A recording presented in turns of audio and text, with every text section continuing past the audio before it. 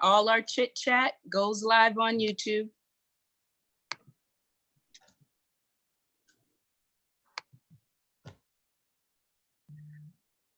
Oh boy.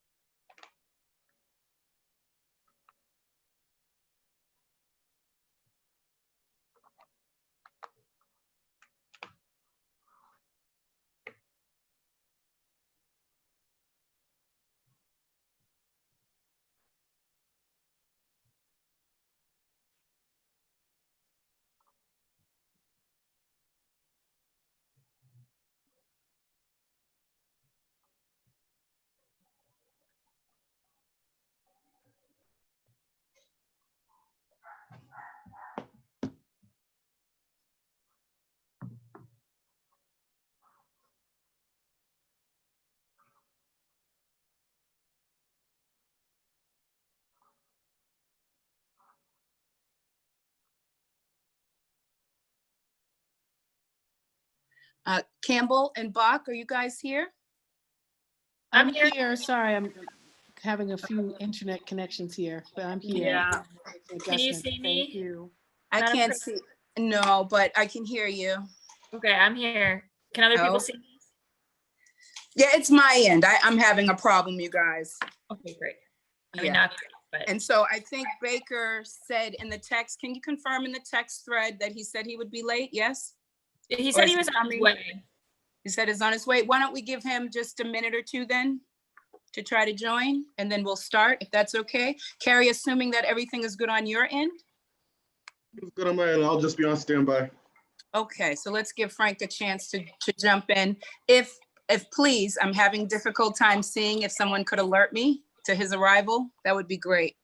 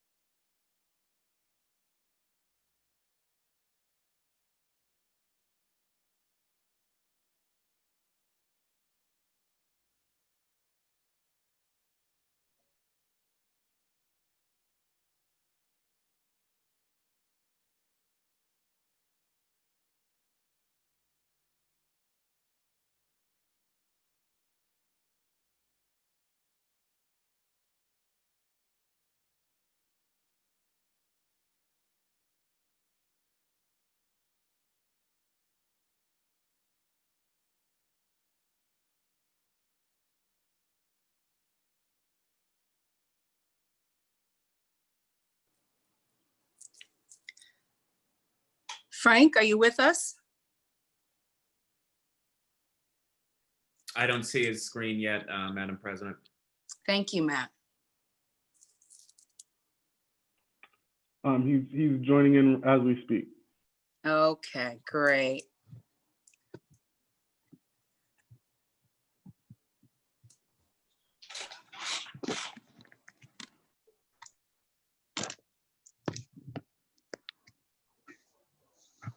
Uh-oh. I think I messed it up, Madam Clerk. How do I look? Is it crooked? Can you No, guys it's see? fine. Yeah, it looks fine. Okie dokie.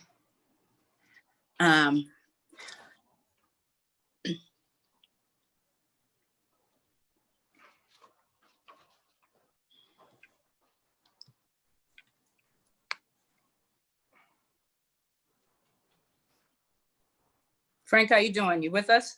Yeah, I'm here. All righty then. Carrie, are we good? All set. All set. Uh-oh, I gotta figure out a place to gavel. All right, I'm gonna get started, you guys. Madam Clerk, would you please call the roll to ascertain the presence of a quorum? Thank you, Madam President. Councilor Arroyo.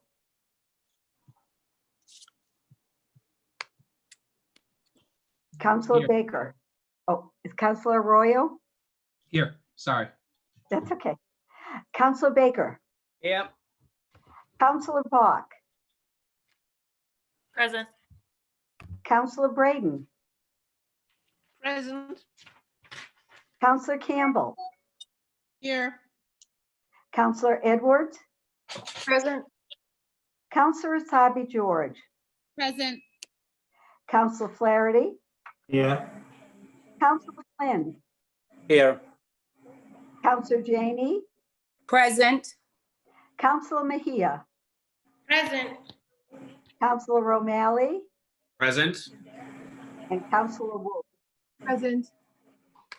Madam President, we have all in attendance. Thank you so much. I've been informed by the clerk that a quorum is present, and we will begin with our clergy. And I'm going to invite Councilor O'Malley to introduce our clergy this morning. Councilor O'Malley? Thank you, Madam President. Good afternoon, colleagues. I am honored to introduce a very dear friend to me, a neighbor of mine, the Reverend Ben Perkins, who's the Associate Pastor and Community Minister for Hope Central Congregational Church in Jamaica Plain. He's ordained with the UCC and Disciples of Christ, in addition to his incredible spiritual work. Ben's also, Reverend Perkins is also a public health leader working for the American Heart Association, where he's the Vice President of Multicultural Initiatives and Health Equity. Prior to that, Reverend Perkins spent about 15 years at Fenway Community Health Center working on HIV and other cases in District 8. Ben and his family live in West Roxbury, and they're just wonderful, dear friends to Catherine and me. And I'm delighted that he's been able to join us again. This is his second time offering an invocation. So please join me in welcoming the Reverend Benjamin Perkins. Great. Good afternoon, everyone, and thanks, Matt, for the kind introduction. I'm very honored to be here. And one thing I was thinking about is this week in the Christian faith tradition, we commemorated the festival of Pentecost, which some people consider the birth of the church. And one of the things I find most interesting about this particular celebration is that the idea was that people were gathered, they spoke different languages, and the Spirit came in a room and folks were able to understand each other. It wasn't that their differences were eliminated, but they actually understood each other, even in speaking different languages. So it's in that spirit that I want to offer these words of invocation. So whether you're religious or secular or whatever, I invite you to enter into this prayer with me. A one of many names and no name, who is above all else, love and justice, we come to you to ask your blessing on this gathering of our civic leaders and community in this time of great suffering and anguish, rage and sorrow, despair and yearning, grief and reckoning. We ask that you bless our neighborhoods and families that animate our dear city. Bless our medical staff, service workers, mental health workers, law enforcement officers, EMTs, our faith leaders, our students and teachers. O loving one, our hearts are broken. We are blind with weeping, yet we rightly intuit that we are capable of so much more. A birthright of love and equity. And so we ask that you instill in all gathered here a renewed resolve and the moral and ethical will and imagination to do the work of peacemaking bound to justice, so that all may birdwatch, jog, ask for help, play loud music, sell CDs, walk to the corner store, sleep, worship without terror, and most of all, to live to the full measure of their years, knowing that their lives had incalculable, priceless value. And we ask this in the name of all that is holy and just and true, for love's sake. Amen. We'll now pledge allegiance to the flag. I pledge allegiance to the flag of the United States of America and to the republic for which it stands, one nation, under God, indivisible, with with liberty liberty and and justice justice. for all. Thank you so much for that wonderful, inspiring word. And as we close out, as we begin with prayer and with the Pledge of Allegiance, I'm reminded of a former colleague of ours, or for many of us, during my first year, Congresswoman Ayanna Pressley served on the council, and she would always end the Pledge of Allegiance with "someday." Justice for all, someday. And I imagine that when she said that, that made people uncomfortable. And I bring it up because I think it's important that we get comfortable with being uncomfortable. We're in a modern day civil rights movement, and what is at stake is the soul of our nation. So this afternoon, I would like for us to reflect on our role in this moment. I would like for us to sit and be uncomfortable as we reflect what it was like for Mr. George Floyd. And as we do that, I would like for us to think about our own privilege, position, and power, and not just as counselors, because some of us have more of that than others. Think about that and how that played into this scenario and what we can do as a body to prevent something like this from happening again. As people know, Mr. Floyd was pinned down by a police officer's neck, on his neck by a police officer's knee. That was for a full 8 minutes and 46 seconds as he pleaded for his breath and cried out for his mama. So I would like for us to take a moment to reflect and to reflect on how we as the Boston City Council can do more to create a more just and equitable society. So I'm going to ask us to take this moment right now.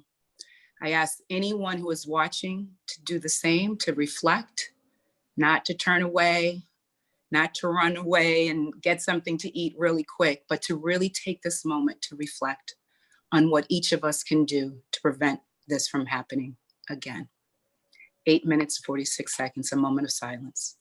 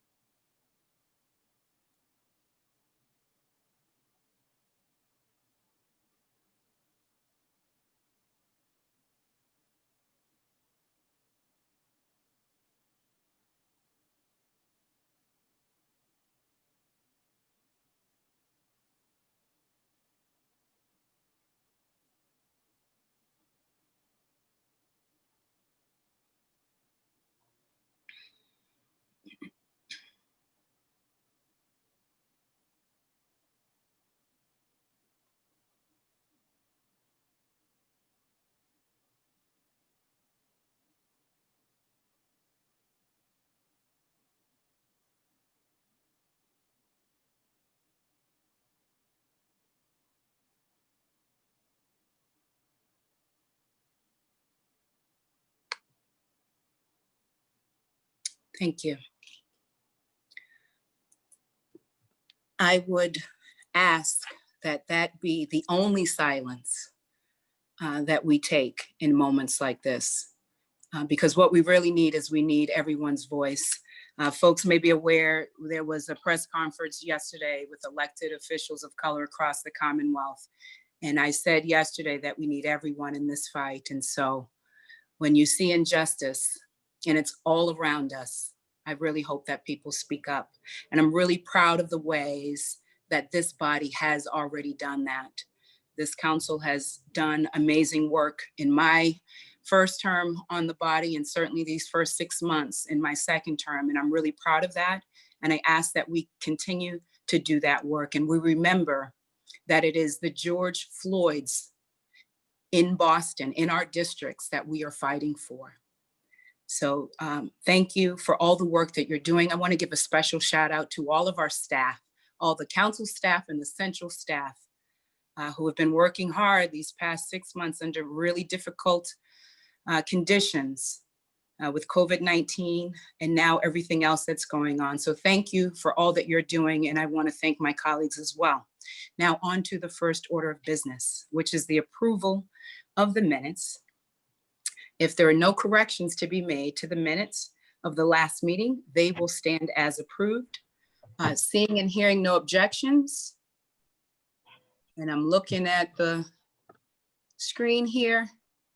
The minutes are so approved. I should say right now for my colleagues and anyone that is watching, I am having technical difficulties, so please be patient with me as I try to navigate this Zoom meeting from my cell phone.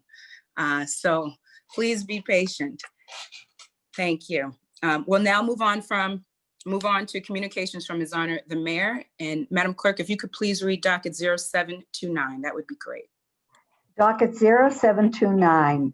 I would like to bring to the attention of the council that although the verbiage does say $10 million, the numerics say $10,000. The amount is $10 million. Docket 0729, message and order authorizing the City of Boston to accept and expend reimbursements up to the amount of $10 million from the Federal Emergency Management Agency and the Commonwealth of Massachusetts for expenses related to the COVID-19 pandemic. Thank you. Docket 0729 will be referred to the Committee on Public Health. And now we'll go on to docket 0730. Docket 0730, message and order authorizing the City of Boston to accept and expend an amount of $30,800 in the form of a grant for the FY19 Fair Housing Assistance Program awarded by the United States Department of Housing and Urban Development to be administered by the Department of Fair Housing and Equity.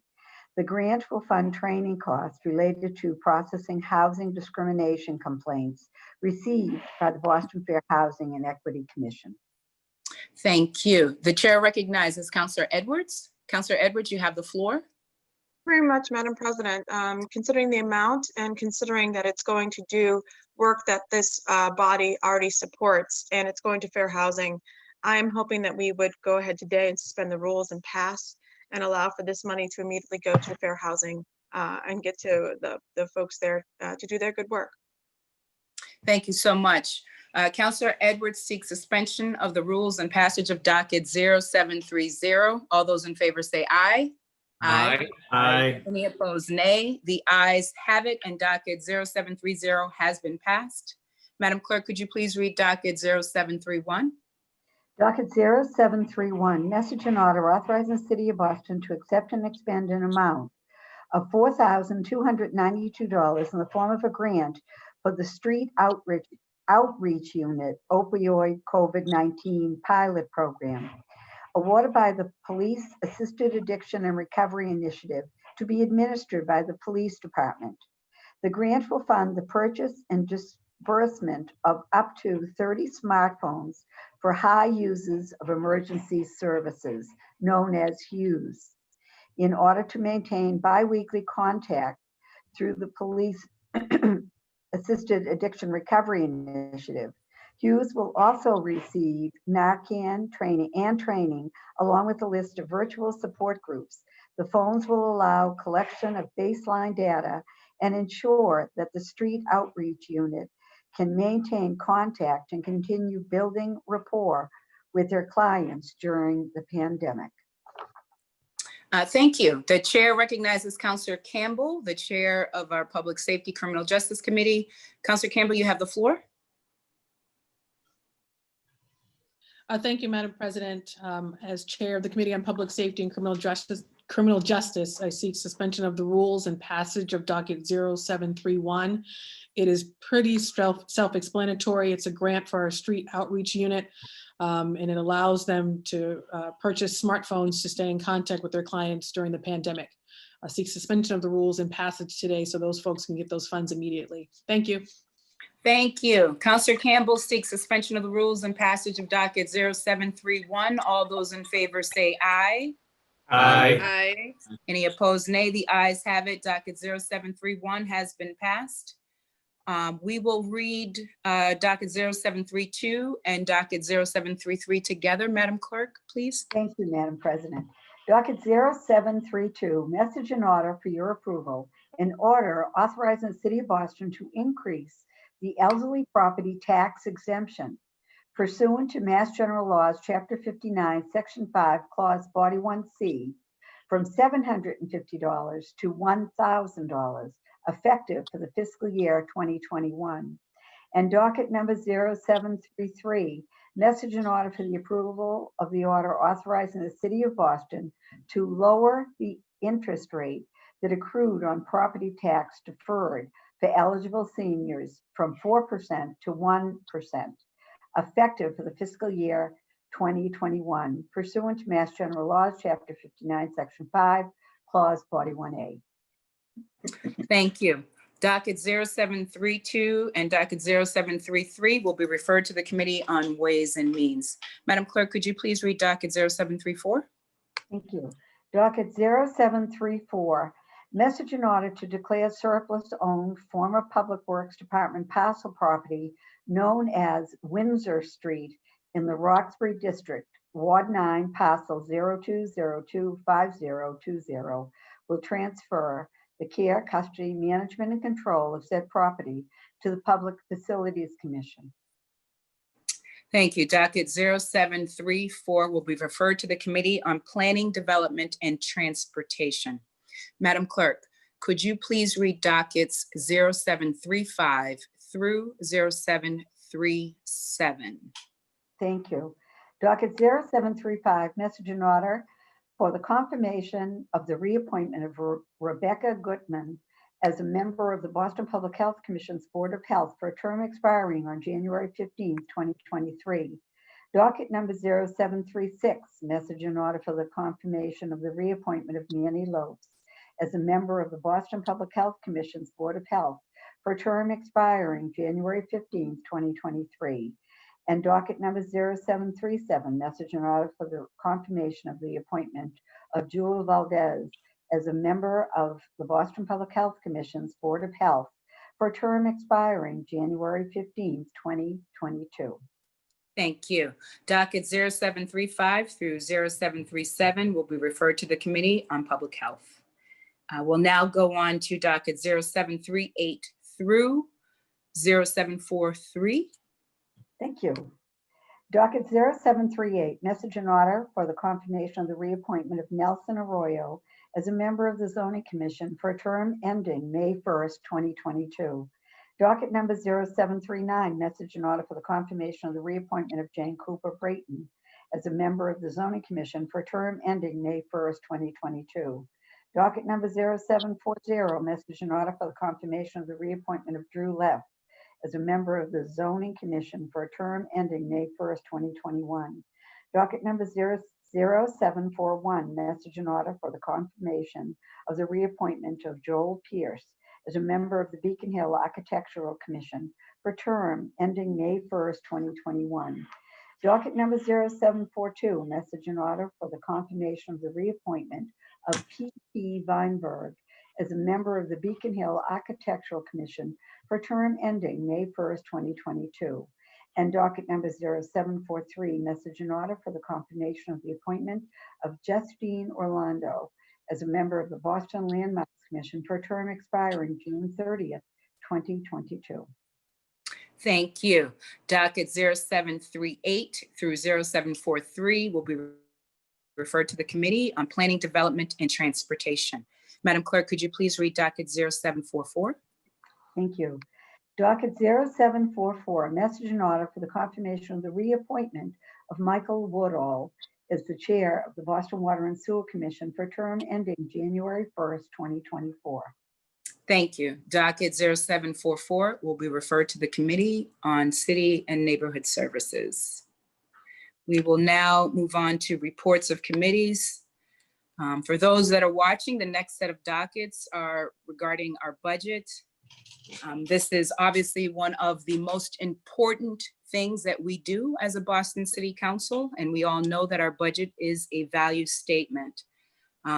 So we will read dockets 0588 through 0592 together. This is the first of a vote. And our chair will kind of go through some more in that process. So we'll read these dockets and then we'll call upon our chair. Thank you, Madam Clerk. Thank you. Docket 0588, the Committee on Ways and Means, to which was referred on April 8th, 2020, docket number 0588. Message in order for annual appropriation and tax order for FY 2021 submits a report recommending the order ought to be rejected without prejudice. Docket number 0589, the Committee on Ways and Means, to which was referred on April 8th, 2020, docket number 0589. Message in order for annual appropriation for the school department for FY 2021 submits a report recommending the order ought to be rejected without prejudice. Docket number 0590, the Committee on Ways and Means, to which was referred on April 8th, 2020, docket number 0590.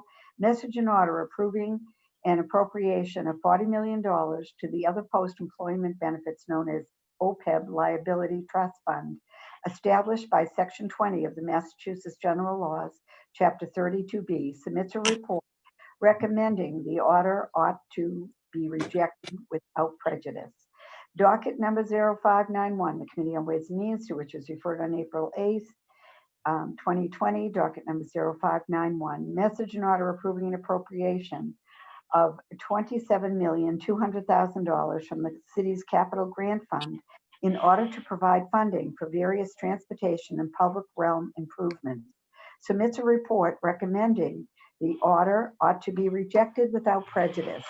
And docket number 0592, the Committee on Ways and Means, to which was referred on April 8th, 2020, docket number 0592, message in order approving the appropriation of $7 million from the city's capital grant fund to address the impact of transportation network services on municipal roads, bridges, and other transportation infrastructure of any other public purpose substantially related to the operation of transportation network services in the city.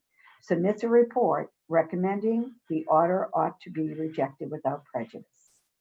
Thank you, Madam Clerk. And as I mentioned earlier, we're going to take each docket separately. It'll be a roll call vote. I want to let my colleagues know.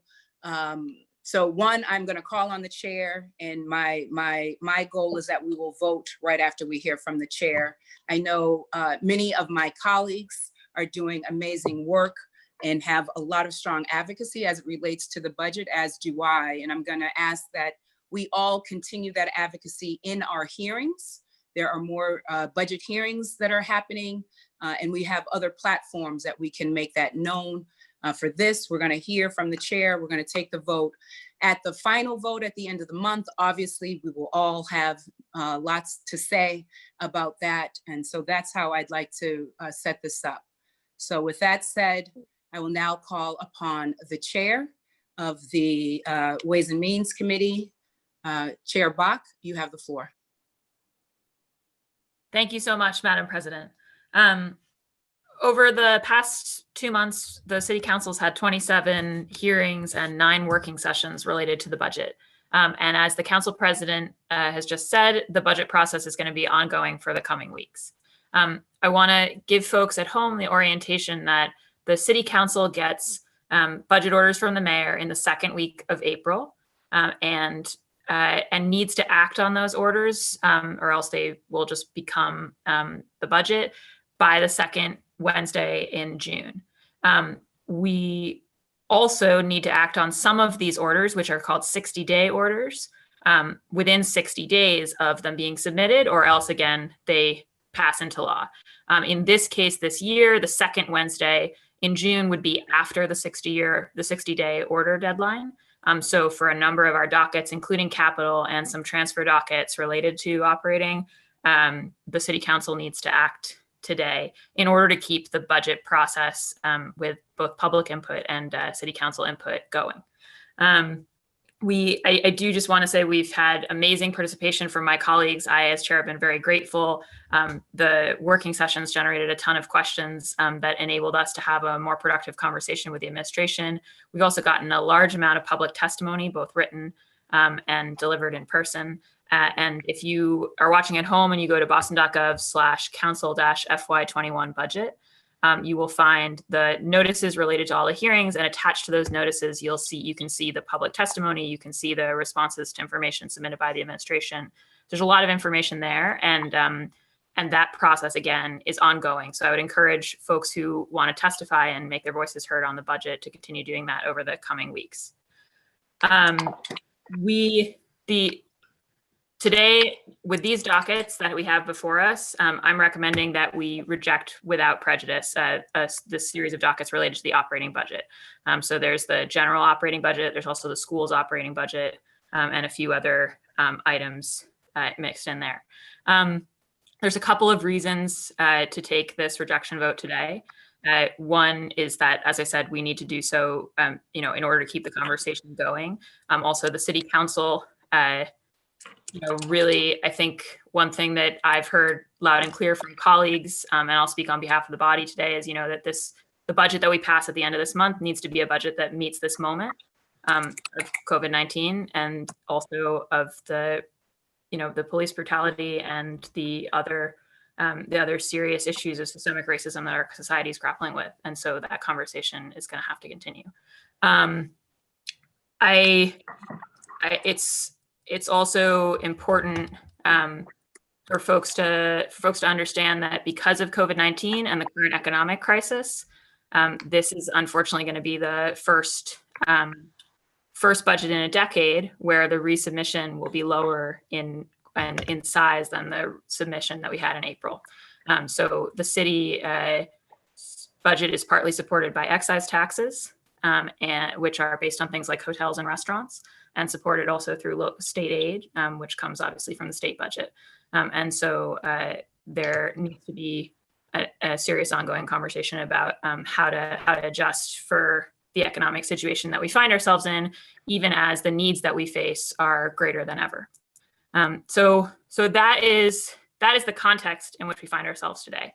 I do want to just flag that that throughout this process, there's been a lot in this budget that the city council is really excited about. There's a commitment to an urban forestry plan and more arborists, and looking at getting more trees planted around our city and getting them planted in an equitable way. There's, a bunch of new supports for students in our public schools, including family liaisons and social workers. There's more money for affordable housing, in a first time ever city rental voucher program, in funding to create more affordable housing and to support family homelessness. So there's a lot of things in this budget that, though it was proposed prior to COVID-19, I think this body is excited about. There are also a bunch of things that people, that I think are part of meeting that moment, right? So there's issues around how the city is expanding its commitments to food access, to language access, to youth jobs this summer, to all the supports we need to take care of our kids in this moment of trauma and learning loss, to, support for our small businesses and building an equitable economic recovery, and questions also about our safety, our public safety budget, the size of our overtime commitments. So those are that I say those things on behalf of the body to say we're going to be having, as the president alluded to, a conversation in the coming weeks.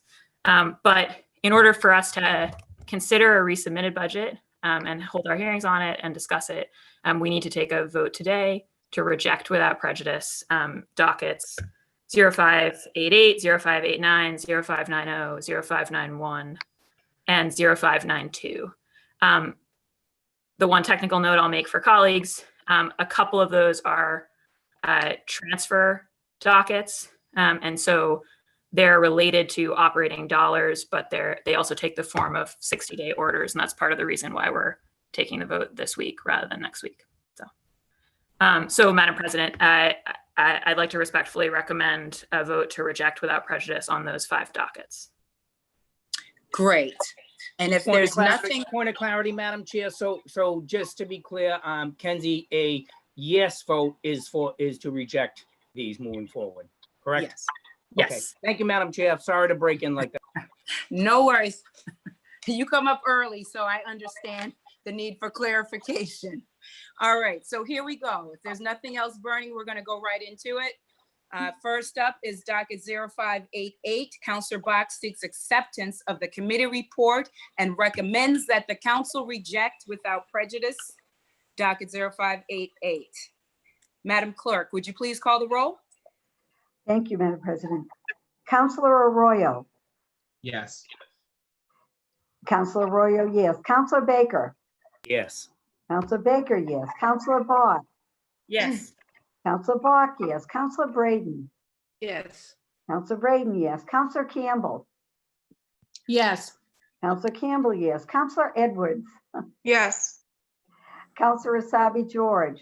Yes. Counselor Asabi George, yes. Counselor Flaherty. Yes. Counselor Flaherty, yes. Counselor Flynn. Yes. Counselor Flynn, yes. Counselor Janey. Yes. Counselor Janey, yes. Counselor Mejia. Yes. Counselor Mejia, yes. Counselor O'Malley. Yes. Counselor O'Malley, yes. And Counselor Wu. Yes. Counselor Wu, yes.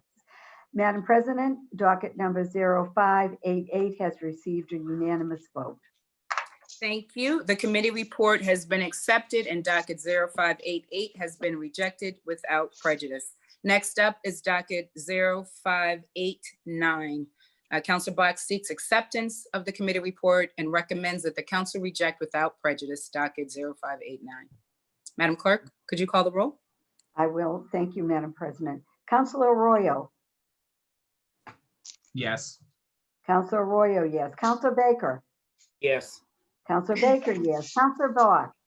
Yes. Counselor Bach, yes. Counselor Braden. Yes. Counselor Braden, yes. Counselor Campbell. Yes. Counselor Campbell, yes. Counselor Edwards. Yes. Counselor Edwards, yes. Counselor Asabi George. Yes. Counselor Asabi George, yes. Counselor Flaherty.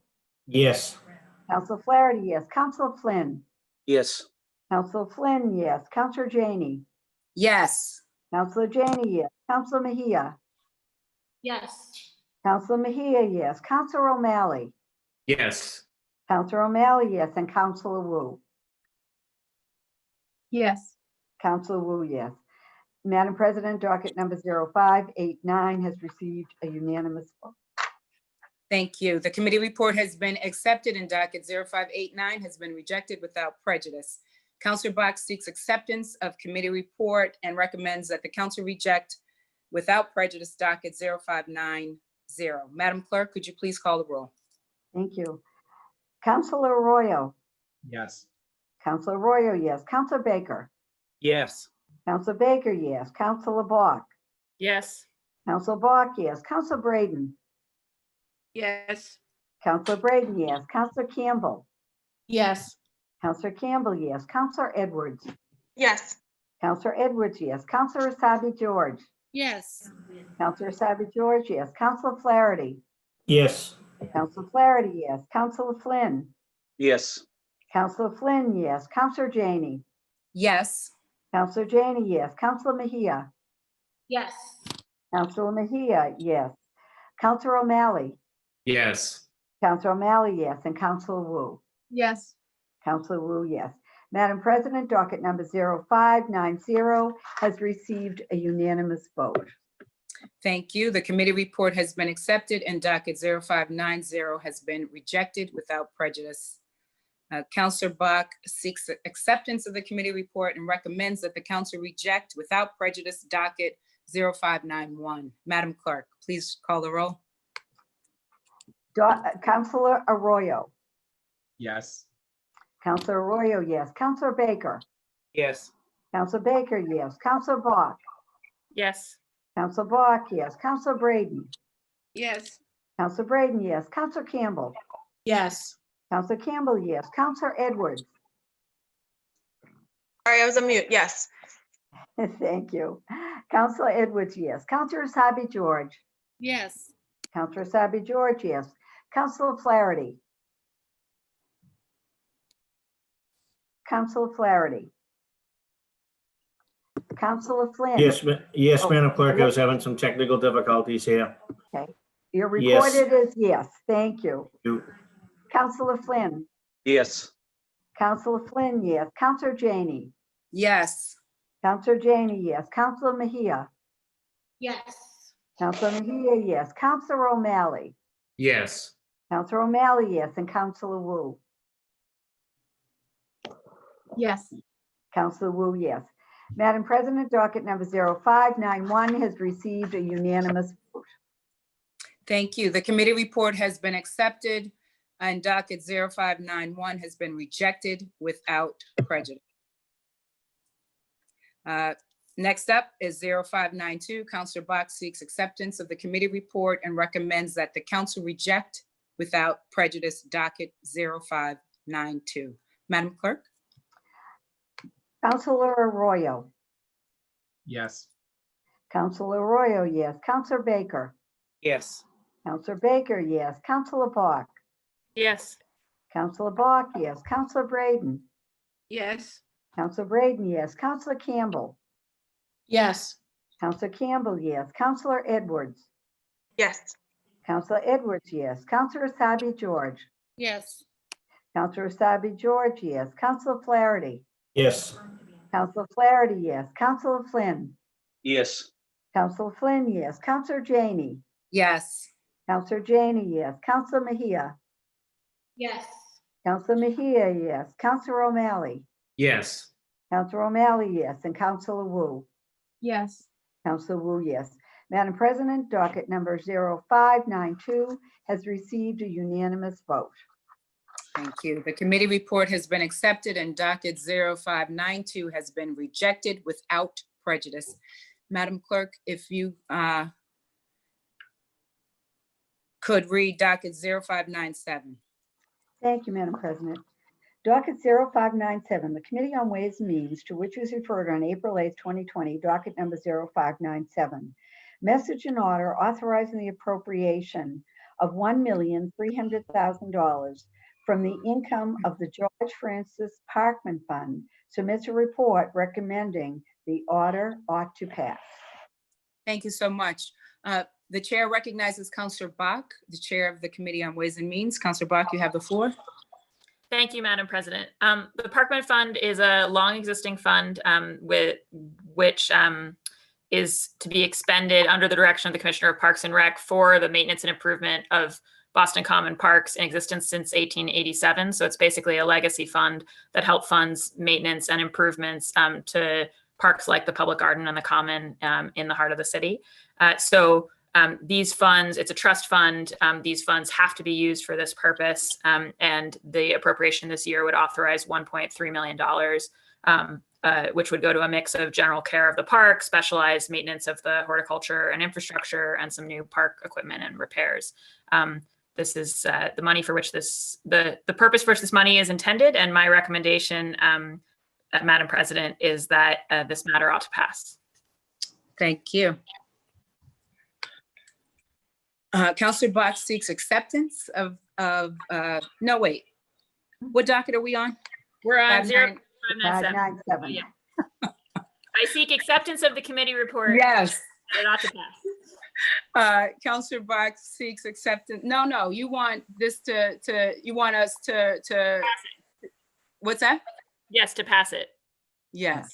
Counselor Bach seeks acceptance of the committee report and passage of, and I want to make sure I get the docket right. We're on docket 0598. No, 0597. What's that? 97. 0597. Thank you so much, and I apologize again for the technical difficulties. So we can do the all ayes here? Yep. Can I hear Yes. from my colleagues? Aye. Everyone in favor, say aye. Aye. Any opposed, nay? The ayes have it, and docket 0597 has been passed. We're on now docket 0598. Thank you. Docket 0598, the Committee on Ways and Means, to which was referred on April 8th, 2020, docket number 05.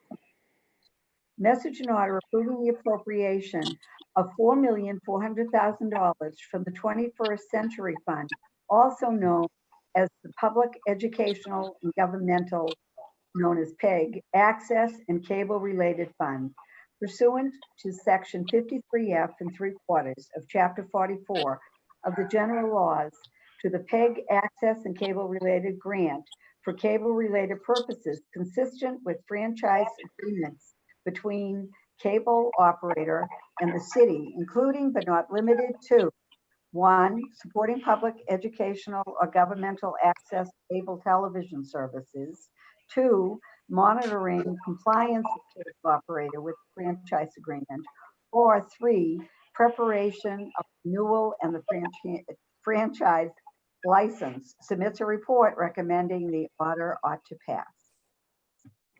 Thank you. The chair recognizes Councilor Bach. Councilor Bach, you have the floor. Thank you, Madam President. So this order is for the PEG, the 21st Century Access Fund. We heard in our hearing from Glenn Williams from the Boston Neighborhood Network, and also from Theodora Hanna from Tech Goes Home. These are the two main entities that we fund with this money to do things like provide access to across the digital divide to, I think Tech Goes Home has distributed 14,500 new computers and helped 22,000 people navigate online resources over the last 5 years, and actually has really ramped up their work during the pandemic. And BNN, as we all know, actually helps carry Boston City Council TV, which we are appearing on now, and a large number of other excellent programs. We did discuss with Do It the fact that because this is paid for through cable access fees, and there's been a decline in recent years in those, this fund may become more limited as a source in the future, in future fiscal years, and we may need to work as a council to think about how we support these important things through other mechanisms.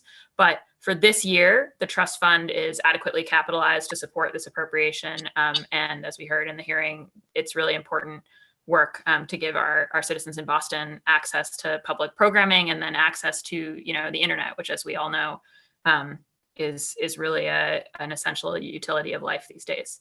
So my recommendation as chair is that today this item ought to pass. Thank you. Councilor Bach seeks acceptance of the committee report and passage of docket 0598. All those in favor say aye.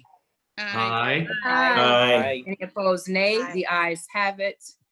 And docket 0598 has been passed.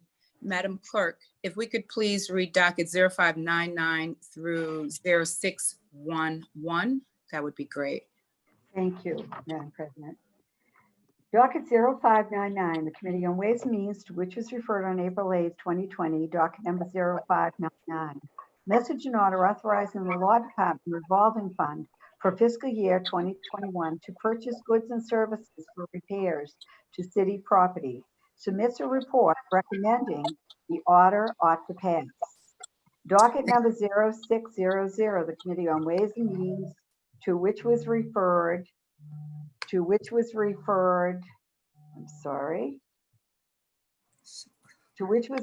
April 8th, 2020, docket number 0600. Message and order authorizing a limit for the Mayor's Office of Tourism revolving fund for fiscal year 2021 to purchase goods and services to support events and programming on and around City Hall Plaza, to advance tourism, to promote participation in public celebrations, civic and cultural events, and submits a report recommending the order ought to pass. Docket number 0601, the Committee on Ways and Means, to which was referred on April 8th, 2020, docket number 0601. Message and order authorizing a limit for the Mayor's Office of Arts and Culture revolving fund for fiscal year 2021 to purchase goods and services to support operation of the Strand Theater. Submits a report recommending the order ought to pass. Docket number 0602, the Committee on Ways and Means, to which was referred on April 8, 2020.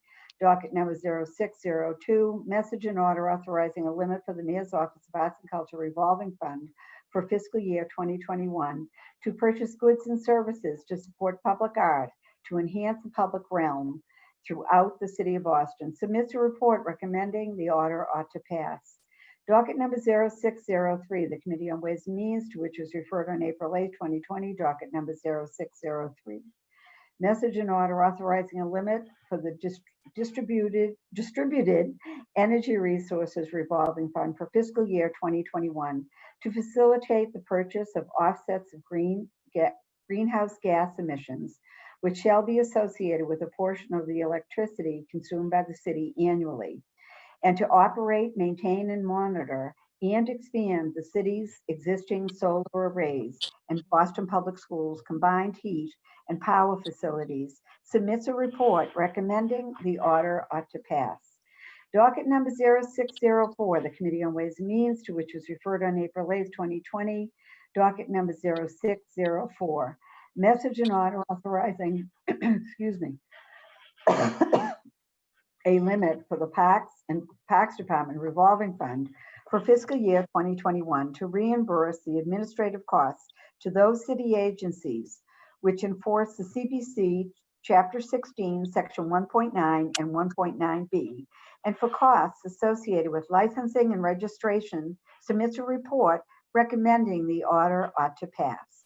Docket number 0605, Committee on Ways and Means, to which was referred on April 8, 2020. Docket number 0605.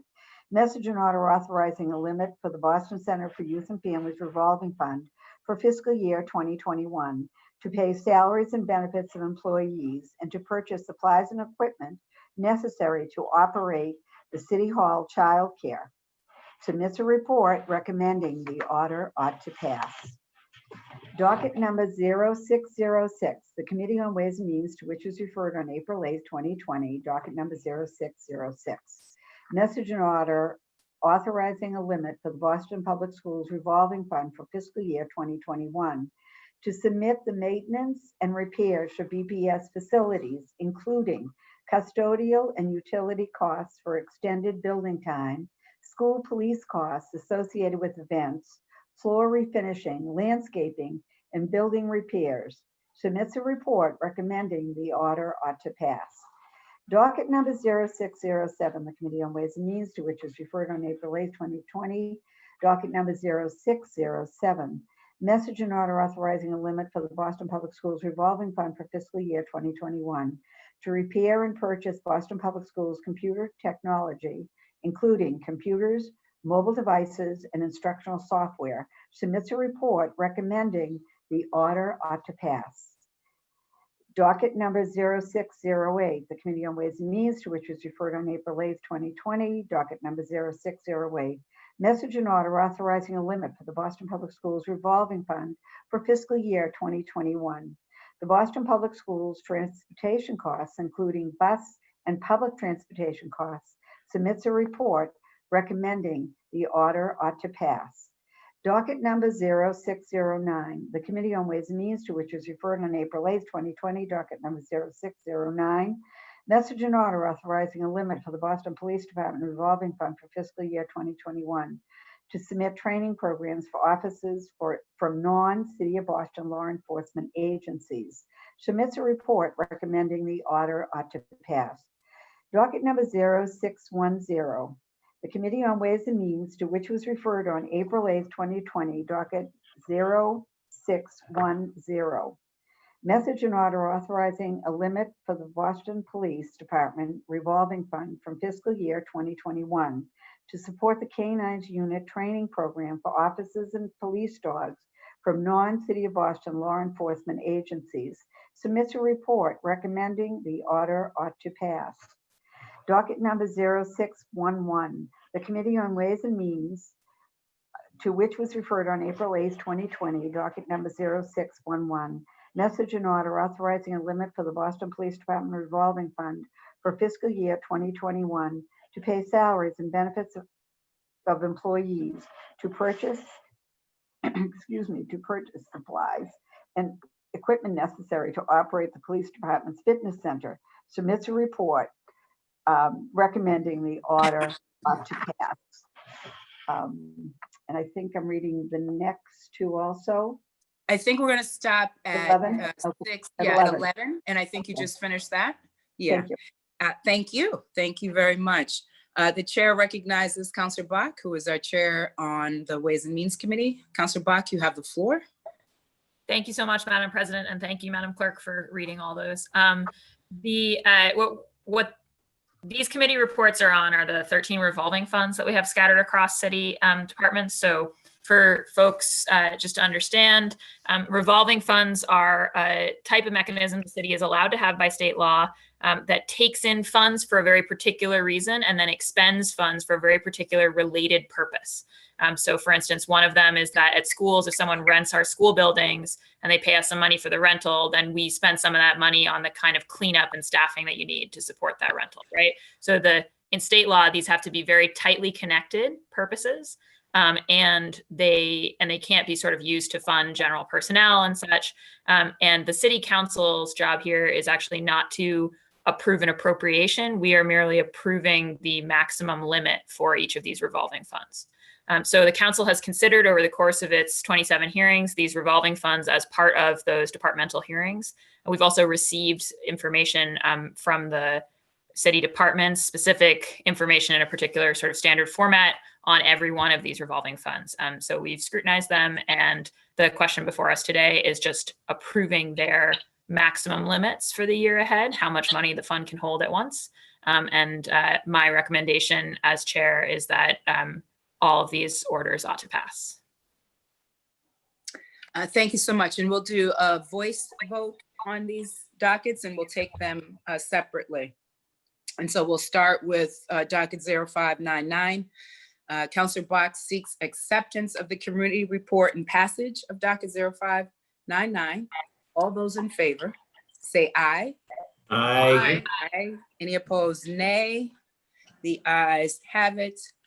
And docket 0599 has been passed. We'll now move on to docket 0600. Counselor Bach seeks acceptance of the committee report and passage of docket 0600. All those in favor say aye. Aye. Any Aye. opposed, nay. The ayes have it, and docket 0600 has been passed. Counselor Bach seeks acceptance of the committee report and passage of docket 0601. All those in favor say aye. Aye. Any opposed, nay. The ayes have it, and the committee report has been accepted. Docket 0601 has been passed. Counselor Bach seeks acceptance of the committee report and passage of docket 0602. All those in favor say aye. Aye. Any opposed, nay. The ayes have it. The committee report has been accepted, and docket 0602 has been passed. Counselor Bach seeks acceptance of the committee report and passage of docket 0603. All those in favor say aye. Aye. Aye. Any opposed, nay. The ayes have it, and the committee report has been accepted. Docket 0603 has been passed. We'll go on to docket 0604. Counselor Bach seeks acceptance of the committee report and passage of docket 0604. All those in favor say aye. Aye. Any opposed, nay. The ayes have it. The committee report has been accepted, and docket 0604 has been passed. Counselor Bach seeks acceptance of the committee report and passage of docket 0605. All those in favor say aye. Aye. Aye. Opposed, nay. The ayes have it. The committee report has been accepted, and docket 0605 has been passed. Counselor Bach seeks acceptance of the committee report and passage of docket 0606. All those in favor say aye. Aye. Aye. Any opposed, nay. The ayes have it. Docket 0606 has been passed. Counselor Bach seeks acceptance of the committee report and passage of docket 0607. All those in favor say aye. Aye. Any opposed, nay. The ayes have it. The committee report and docket 0607 has been passed. Counselor Box seeks acceptance of the committee report and passage of docket 0608. All those in favor say aye. Aye. Opposed, nay. The ayes have it. The committee report has been accepted and docket 0608 has been passed. Counselor Box seeks acceptance of the committee report and passage of docket 0609. All those in favor say aye. Aye. Opposed, nay. The ayes have it and the committee report has been accepted and docket 0609 has been passed. Counselor Box seeks acceptance of the committee report and passage of docket 0610. All those in favor say aye. Aye. Any opposed, nay? The ayes have it. The committee report has been accepted and docket 0610 has been passed. And this is the last one. Counselor Box seeks acceptance of the committee report and passage of docket 0611. All those in favor say aye. Aye. Aye. Opposed, nay. The ayes have it. The committee report has been accepted and docket 0611 has been passed. Madam Clerk, could you please read docket 0612? Docket 0612, the Committee on Ways and Means, to which is referred on April 8th, 2020. Docket number 0612, message and order authorizing the City of Boston to enter into a memorandum of understanding with certain entities for the purpose of reporting costs and receiving Title IV Every Student Succeed Act allowable federal reimbursement for said costs as they relate to transporting eligible children from foster placements and school origin. Submits a report recommending the order ought to pass. Thank you so much. The chair recognizes Counselor Bach. Counselor Bach, you have the floor. Thank you so much, Madam President. This is an order which enables basically us to receive reimbursement for the transportation of foster kids so that they can have continuity in the school that they're attending. And we can get support through the federal and state government for that transportation. So I think it's a very important cause. And again, it's not an appropriation by us. It's authorizing this MOU so that we can get the reimbursement. So my recommendation as chair is that this matter ought to pass. Thank you. Counselor Box seeks acceptance of the committee report and passage of docket 0612. All those in favor say aye. Aye. Aye. Any opposed, nay. The ayes have it, and the committee report has been accepted. No committee report. It's been accepted, and docket 0612 has been passed. Madam Clerk, could we go on to 0613? Docket 0613, the Committee on Ways and Means, to which was referred on April 8th, 2020, docket number 0613. Message and order authorizing an appropriation from the Boston Equity Fund to create a special revenue project grant to support equity applicants and licenses to establish and operate a cannabis business in the City of Boston, pursuant to the City of Boston's ordinances, Chapter 8, Section 13, submits a report recommending the order ought to pass. Thank you so much. The chair recognizes Counselor Bach. Thank you, Madam President. This order reflects the setting up of the funding out of the Boston Equity Fund, which was set up by yourself and many other members of this council to help make our cannabis industry, our nascent cannabis industry, more equitable and benefit those who were most affected by the war on drugs over the past few decades. So this is a mechanism which enables a transfer from that equity fund into this special grant program in order to support, provide technical assistance for equity applicants and licensees to establish and operate cannabis businesses in the City of Boston. As folks know, Boston's currently home to 2 medical marijuana dispensaries and a newly opened recreational dispensary, which was the first of its kind in the city and also the first economic empowerment applicant approved in the Commonwealth of Massachusetts. As everyone knows, we had been hoping that we would see much more, more things opening up and more economic activity on this front in the coming year. But it's really important for us to have this mechanism so that as that industry grows, it grows in an equitable way supported by the city. So as chair of the Committee on Ways and Means, I recommend moving the listed docket I recommend to the full council that this matter ought to pass. Thanks. Thank you so much. Counselor Bach seeks acceptance of this report and recommends that this order ought to pass. This is docket 0613. All those in favor say aye. Aye. Any opposed, nay? The ayes have it. The committee report has been accepted and docket 0613 has been passed. Madam Clerk, we will take docket 0593 through 0596 together, please. Thank you, Madam President. Docket number 0593, the Committee on Ways and Means, to which is referred on April 8th, 2020, docket number 0593. Message and order approving the appropriation of $328,895,000 for the acquisition of interest in land or in the acquisition of assets or the landscaping, alterations, remediation, rehabilitation, improvement of public land.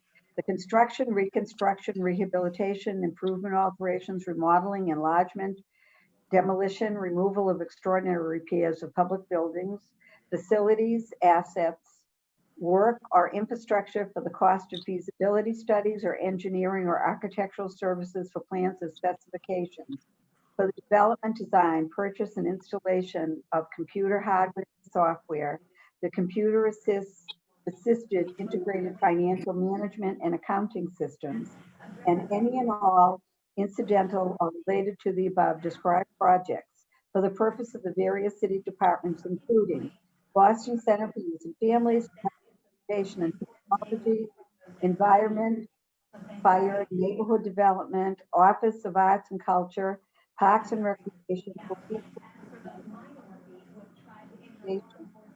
departments, Boston Public Library, Boston Public Health Commission submits a report recommending the order ought to pass.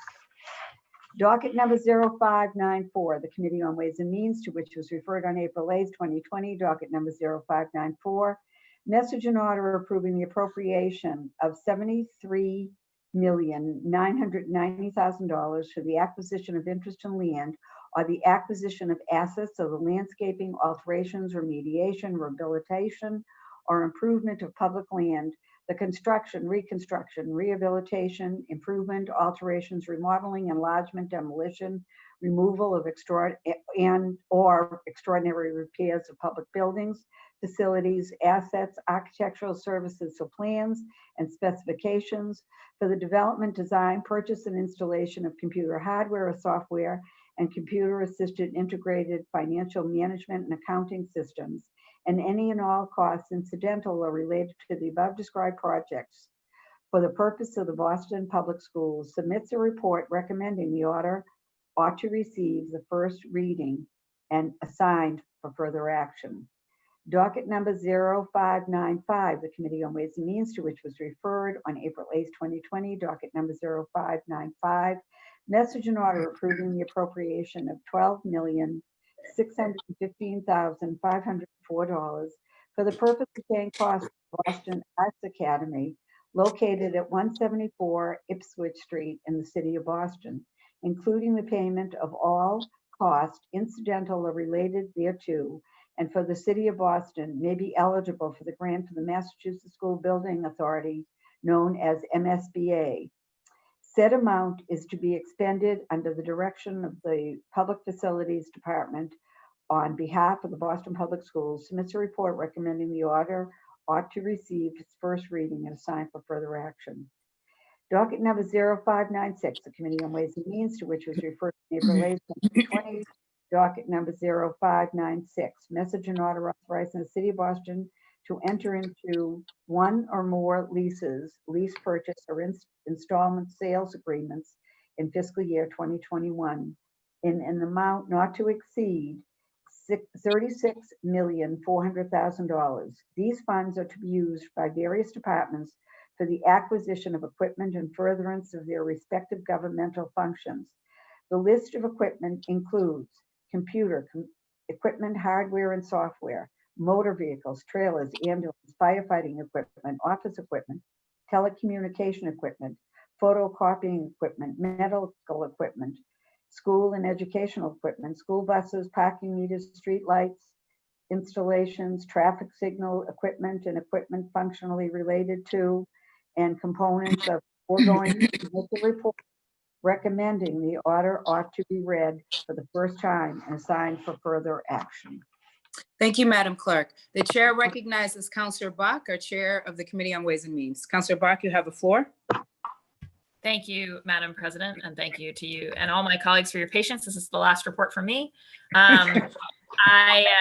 So for folks' orientation at home, when the City Council votes on a thing like the capital budget that indebts the city, right? It commits the city to borrowing on behalf of public purposes.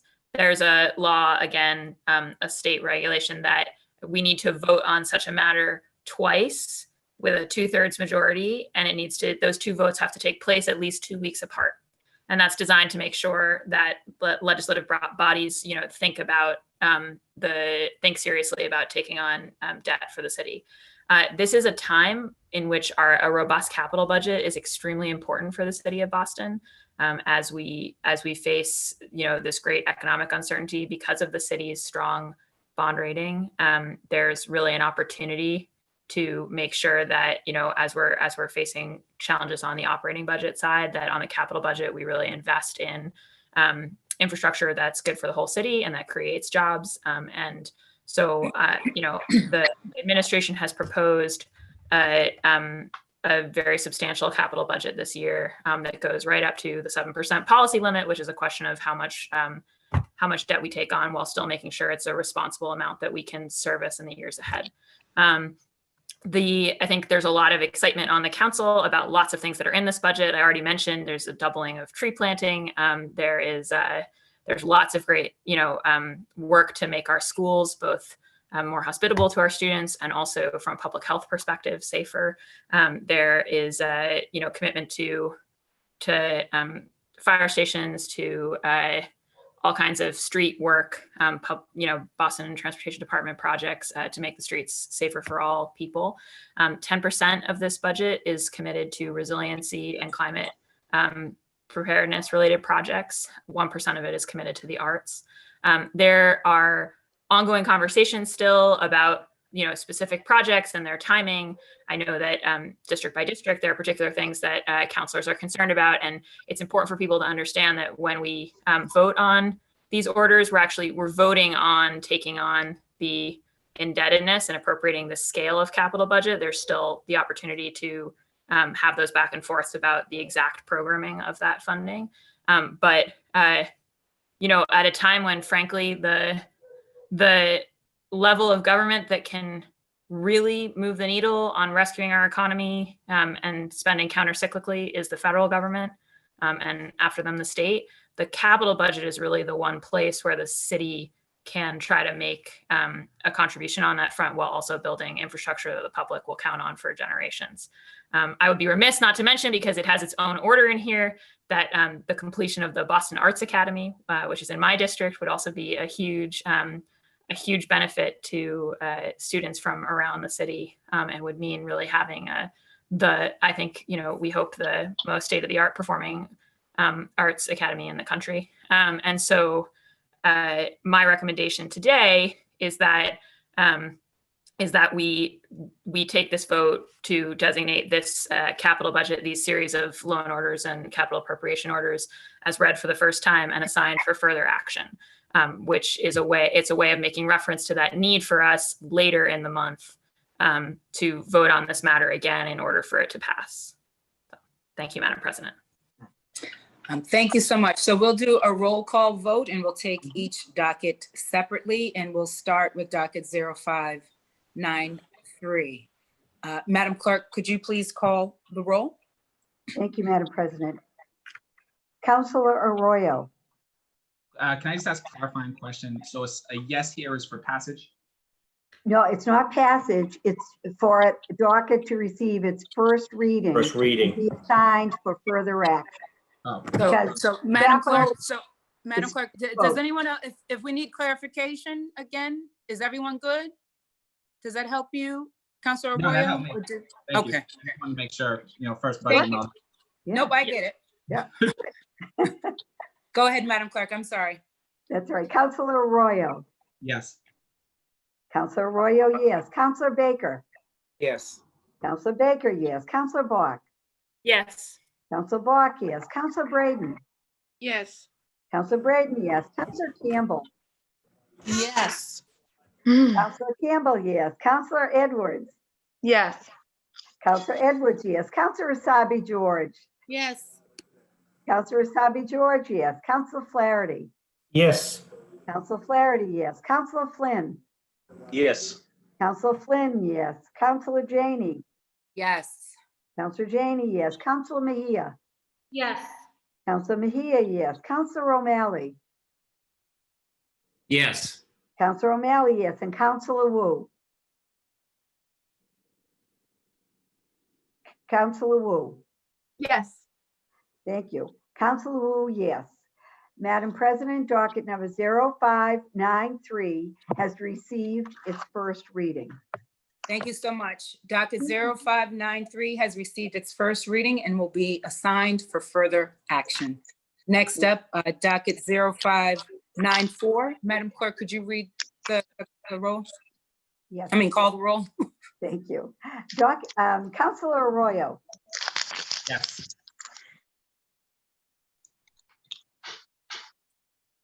Counselor Arroyo. Yes, did that not go through? Counselor Arroyo, yes. Counselor Baker. Yes.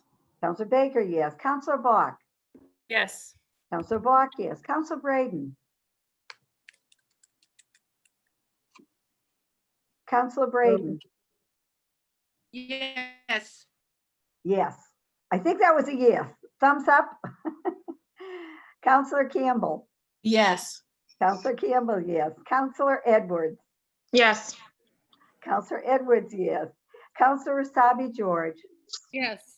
Counselor Asabi George, yes. Counselor Flaherty. Yes.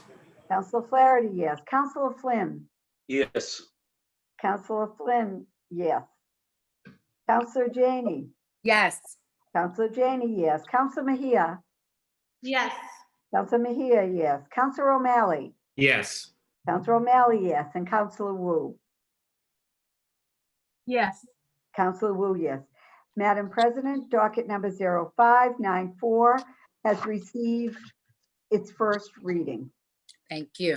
Docket 0594, having received its first reading, will be assigned for further action. We'll now move on to docket 0595. Madam Clerk, could you please call the roll? Thank you. Counselor Arroyo. Yes. Counselor Arroyo, yes. Counselor Baker. Yes. Counselor Baker, yes. Counselor Bach. Yes. Counselor Bach, yes. Counselor Braden. Yes. Counselor Braden, yes. Counselor Campbell. Yes. Counselor Campbell, yes. Is that 2 votes? I don't know. Counselor Edwards. Yes. Counselor Edwards, yes. Counselor Asabi George. Yes. Counselor Asabi George. Counselor Flaherty. Yes. Counselor Flaherty, yes. Counselor Flynn. Yes. Counselor Flynn, yes. Counselor Janey. Yes. Counselor Janey, yes. Counselor Mejia. Yes. Counselor Mejia, yes. Counselor O'Malley. Yes. Counselor O'Malley, yes. And Counselor Wu. Yes. Counselor Wu, yes. Madam President, docket number 0595 has received its first reading with a unanimous vote. Thank you. Docket 0595, having received its first reading, will be assigned for further action. And last, we have docket 0596. Madam Clerk, could you please call the roll? Thank you. Counselor Arroyo. Yes. Counselor Arroyo, yes. Counselor Baker. Yes. Counselor Baker, yes? Yes. Yes, okay. Counselor Bach. Yes. Counselor Bach, yes. Counselor Braden. Yes. Counselor Braden, yes. Counselor Campbell. Yes. Counselor Campbell, yes. Counselor Edwards. Yes. Counselor Edwards, yes. Counselor Asabi George. Yes. Counselor Asabi George, yes. Counselor Flaherty. Yes. Counselor Flaherty, yes. Counselor Flynn. Yes. Counselor Flynn, yes. Counselor Janey. Yes. Counselor Janey, yes. Counselor Mejia. Yes. Counselor Mejia, yes. Counselor O'Malley. Yes. Counselor O'Malley, yes. And Counselor Wu. Yes. Counselor Wu, yes.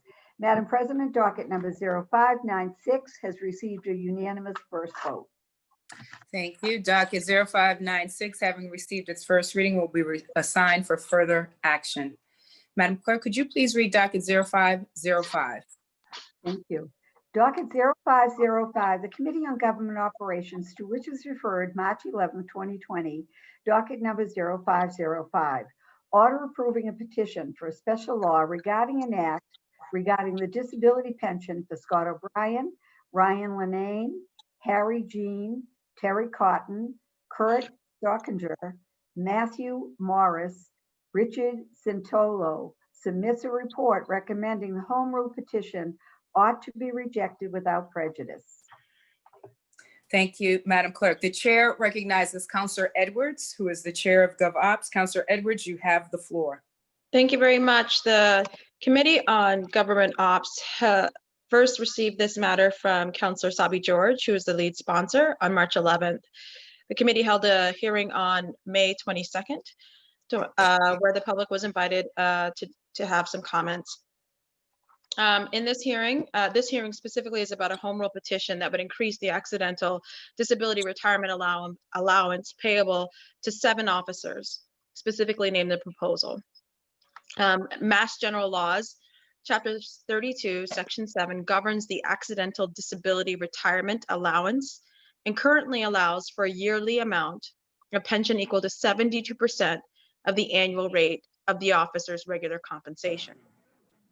This proposal would increase the retirement allowance to the rate of compensation that the officer would have received had the officer continued service as an officer. So basically increasing it from 72% to 100%. The home rule petition also provides for the surviving spouse as follows: an annuity in the amount of 3/4 of the amount of the pension payable to the officer per month at the time of the officer's death, if the surviving spouse remains unmarried. But if the surviving spouse remarries, the city shall pay in lieu of the aforesaid annuity, an annuity of $550 per month. At the hearing, the committee reviewed the retirement process, the history, how this council and how this body has gone through and assessed these matters before. We discussed the statutes and regulations that govern accidental disability retirement and the legal standard to qualify for it. The standard to qualify for accidental disability is defined as follows: physically unable to perform the essential duties and responsibilities of the job, and that such inability is likely or deemed to be permanent by reason of a personal injury or violent act injury sustained while in the performance of official duties. We discussed these factors to determine whether an injury is permanent. The committee reviewed precedent reviewed precedents and findings for incapacity is required to approve the increase of the retirement allowance. Essentially, looking at the process, we understood that we needed more data. We needed packets. We needed to understand first and foremost that all of the officers had been retired, which they have not. And then we needed them to come with all of their evidence or packets prepared by the retirement committee in order for us to assess them. In short, we started a very important conversation. We got a lot of historical knowledge, and many of us requested from our colleague, Councillor Sabi George, a lot of data that we feel would be necessary to make an informed decision. And as a result, Councillor Sabi George and I spoke, I believe last week, about taking this home rule petition and using this opportunity to reject it, to allow for Councillor Sabi George to bring back to the body an individual basis each one of the home rule petitions to be assessed when they are fully retired and have all of the information before us. So I'm recommending that you accept the committee report and you reject this current matter as it stands, all 7 together, reject without prejudice. Thank you so much. Councillor Edwards seeks acceptance of the committee report and recommends that the council reject without prejudice. Docket 0505. All those in favor? Aye. Aye. Opposed, nay. The ayes have it. The committee report has been accepted and docket 0505 has been rejected without prejudice. We'll now move on to motions, orders, and resolutions. I've been informed that docket 0745 has been withdrawn. So we will move on to docket 0746. Madam Clerk, could you please read that? Thank you, Madam President. Docket 0746, Councilors Braden and Flynn offer the following resolution in support of state legislator bills regarding the occupational presumption of exposure to COVID-19. Thank you. The chair recognizes Councilor Braden. Councilor Braden, you have the floor. Thank you, Madam Chair. Thank you, colleagues. On May 27th, the Committee on Small Business and Workforce Development held a hearing on occupational presumption for essential workers, and we heard from many representatives of our unions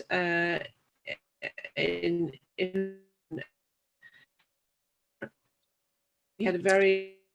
Councilor Braden, we're having a Yep. very difficult time hearing you. I'm going to ask that perhaps you modify your remarks and cut it short. Or if you'd like, we can maybe call upon your co-sponsor while you see if there's something you can do on your internet, whatever your preference is. Would you like to continue? I'll try and keep my Sure. remarks short, and Councillor Flynn can expand on it if I'm cutting out. We had a hearing on the 27th to discuss occupational presumption of exposure to COVID-19 for our essential workers. This is asking my colleagues to support to extend support for legislation regarding occupational presumption of exposure to COVID-19 as for different bills that are passing through the House at the State House at this time. House Bill 4739, House Bill 5050, House Bill 4749. Many of us have had working from the safety of limiting our exposure to COVID-19, but for some, so these bills are these sections of occupational health benefits if they've been exposed and become ill from COVID-19. I urge you to support this resolution. Thank you. Thank you so much, Councilor Braden. We couldn't make all of that out, but I'm confident that you had really good remarks on this. The chair recognizes Councilor Flynn. Councilor Flynn, you have the floor. Thank you, Madam President. Madam President, I want to say thank you to Councilor Braden for including me in this resolution, for her longtime work in this field as well. This resolution is, as Councilor Braden mentioned, is in support of several pieces of legislation now up at the State House that would help address the issue of occupational presumption for many in our healthcare fields, our workers, essential workers. This will bring some respect and dignity to our workers on the front line, saving lives every day for residents across our city and across our state. This body has always stood with working men and women to make sure that they're treated with respect and dignity, and including in the workforce. This is just another example of our body standing once again in support of working women, working men across our city and across our state.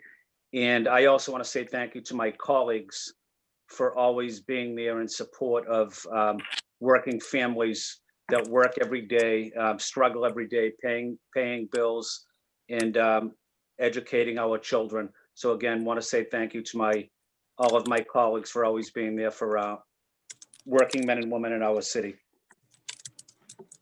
Thank you so much. Now, you, Madam. this is the point where I'm really going to need some help, folks, managing other speakers.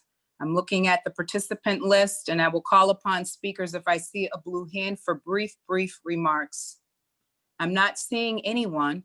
So at this time, I'm going to ask if people want to sign on. And again, I'm going to need some help here because I can't see you guys. Oh, the blue hands are great. I can see blue hands. So if you'd like, are these for speaking? Let me see who has a blue hand. I'm going to call upon Councilor Mejia. Would you like to speak, or are you raising your hand to sign on? Just signing on, Madam President. Wonderful. So why don't we do that? If people could show blue hands for signing on to this important resolution, I will just read the list of blue hands. So far, I see 6. Madam Clerk, if you could please record Councilor Mejia, Councilor Asabi George, Councilor Bach, Councilor Flaherty, Councilor Wu, Councilor O'Malley, Councilor Edwards, Councilor Arroyo, and please also add the chair to that. I appreciate you. Councilors Braden and Councilors Flynn seek suspension of the rules and passage and adoption of docket 0746. All those in favor say aye. Aye. The opposed, nay. The ayes have it, and docket 0746 has been adopted. I'm now going to turn, excuse me? Can you add me? For some reason, my internet is going in and out. Yes. Thank Madam you. My Clerk, apologies. for reconsideration of, well, just please add Councilor Campbell to that. Thank you. And if those, some of us are not on mute, if you could mute some of the background noises picking up on the microphones there. Thank you so much. I am now going to turn the gavel over to the Vice Chair, Councilor O'Malley, who will call upon the clerk to read the next 3 dockets. Councilor O'Malley? Thank you, Madam President. Madam Clerk, could you please read into the record docket number 0747? Thank you, Mr. Vice President. Docket 0747.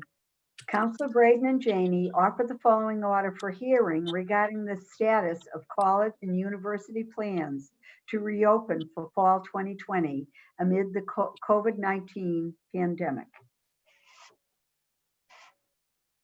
Thank you, Madam Clerk. The chair recognizes the District Council from Alston Brighton. Councilor Braden, you have the floor. Thank you, Mr. Chairman.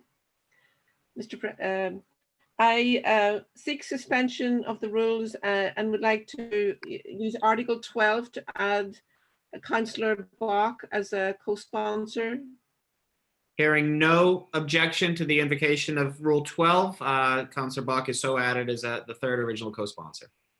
Thank you.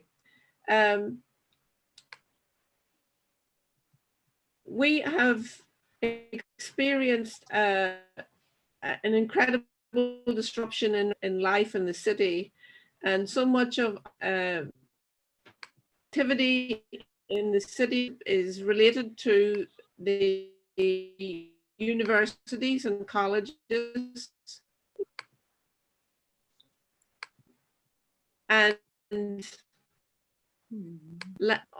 on May 13th, college announced their intention to bring their students back on campus at the end of August. And it seemed was taken, or that a tremendous amount of consultation with the I'm sorry to interrupt. Hearing. I'm sorry, Councilor Braden, just to interrupt briefly. You may want to try stopping your video. That may improve the quality of the audio. Thank you. Let me try that. Oh dear. It's still pretty choppy. Would you like me to come back to you maybe if you were to, I think you can go through a phone audio, which may be better, and turning off when you click on audio settings at the bottom right-hand side of your computer. Let me see, audio. Oh, Zoom has gone out completely now. Lost me completely. All right. Councilor Braden, if it's okay, I'm going to go to the council president and then Councilor Bach, and then we'll return to you if that's okay. Very good. Thank you. Thank you very much. The chair now, we will get back to the lead sponsor upon addressing some technical difficulties. Now we will go to the first co-sponsor. I now call on the council president and District 7 Councilor. Councilor Janey, you have the floor. Thank you so much, Mr. Chair. And I will be brief. I too am having technical difficulties, but I want to say that I'm grateful for the partnership of Councilor Braden and for Councilor Bach. The three of us have many universities and colleges in our districts. We know here in Boston, we have some of the best colleges and universities in our nation and quite frankly in the world. And they provide an important service in terms of educating young people from all over the world. And that's wonderful. They responded very early in the crisis by shutting down their campuses, which was the responsible thing to do. There were some unintended consequences in that decision in having to figure out what are we doing with all of these students. As we prepare for the fall, I think that same question is before us. And at this point, it's unclear whether or not students will be returning to campus, whether the campuses will be closed and they're forced to find housing in our districts. All that being said, there are a lot of unanswered questions that I think we need some answers to. So I'm just really grateful to be able to join in this effort with Councilor Braden and Councilor Bach. And at this point, I would turn it over to our third co-sponsor if our lead sponsor is not quite ready. Thank you, Mr. Chair. Thank you, Madam President. The chair now recognizes the district councilor from Beacon Hill, District 8 Councilor, Councilor Bach, you have the floor. Thank you, Mr. Chair. I, like Councilor Janey and Councilor Braden, represent a district with a large number of colleges and universities. And it's really important that as we plan for students to return, we ensure that we prioritize the well-being and health, not only of our students, but also of the entire ecosystem around those schools. So, you know, that's thinking about dining worker staff, that's thinking about janitorial staff, you know, the faculty, the adjuncts. I myself, as folks know, teach as an adjunct at a university. And, you know, it's a really important set of residential communities in our city, and also a set of, you know, flourishing businesses along with being, you know, the research hubs where we hope we'll find the vaccine to the situation, right? So it's just, it's the operation of our universities and colleges is totally intertwined with the healthy operation of the city. And so it's something that the city council needs to be paying attention to, be part of the conversation with. I think Councilor Braden, when she went out, referenced the fact that to some extent, these colleges and universities sometimes make these decisions kind of very much in isolation or as their own sort of separate fiefdoms, and that needs to be a collective conversation we're having. And also thinking just about how to support the students and workers who are put into particularly challenging circumstances, whether because they're low income, they've been rendered homeless, they lost jobs that they were counting on for summer income. I mean, there's a lot for us to look at. And I think I've been so grateful for the many ways in which our colleges and universities have been partners in responding over the last few months. And we need to really keep and continue that partnership, and also make sure that our colleges and universities are able to come back on the other side of this. Because I think, you know, we have a large number of institutions in the city that have existed for a long time, but for whom an uncertain semester ahead is a really challenging thing fiscally. So it's an important conversation, and it's one this council needs to be involved in. And so I'm very grateful to Councilor Braden and President Janey for allowing me to join as a co-sponsor of this matter. Thank you, Mr. Chair. Thank you, Councilor Bach. Before we go back to Councilor Braden, if any councilors would like to speak on this particular issue, please click the participant tab at the bottom left of your screen or on your phone if you touch the bottom, and raise your blue hand. We'll then take co-sponsors through a physical raise of the hand. The chair now recognizes the district council from Alston Brighton. Councilor Braden, you have the floor. Thank you, Councillor O'Malley. Do you hear me? We hear you loudly and clearly. Thank you. Oh, good. Thank you. Sorry for the technical difficulties. My colleagues, Councillor Bach and President Janey, have spoken to many of the issues and concerns that I wanted to address. the universities are such an integral part of our life here in the city, and we look forward to welcoming our students back on campus. But it's really important that we do so in an orderly fashion and well coordinated and managed return to campus, so that we can avoid a future surge in infections in the city.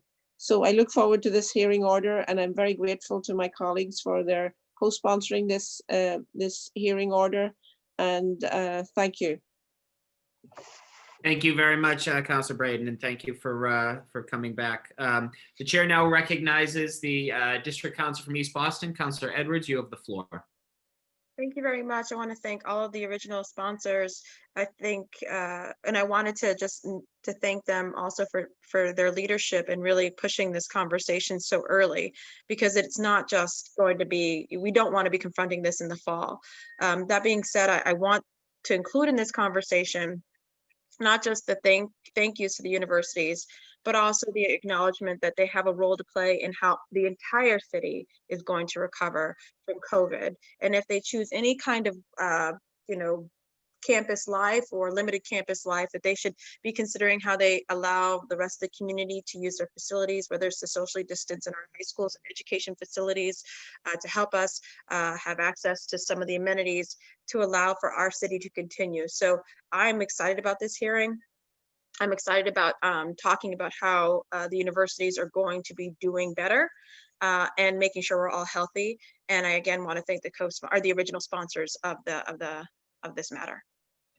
Thank you, Councilor Edwards. Would you like your name added? Yes. Madam Clerk, please add Councilor Edwards as a co-sponsor. The chair now recognizes the at-large councilor from South Boston. Councilor Flaherty, you have the floor.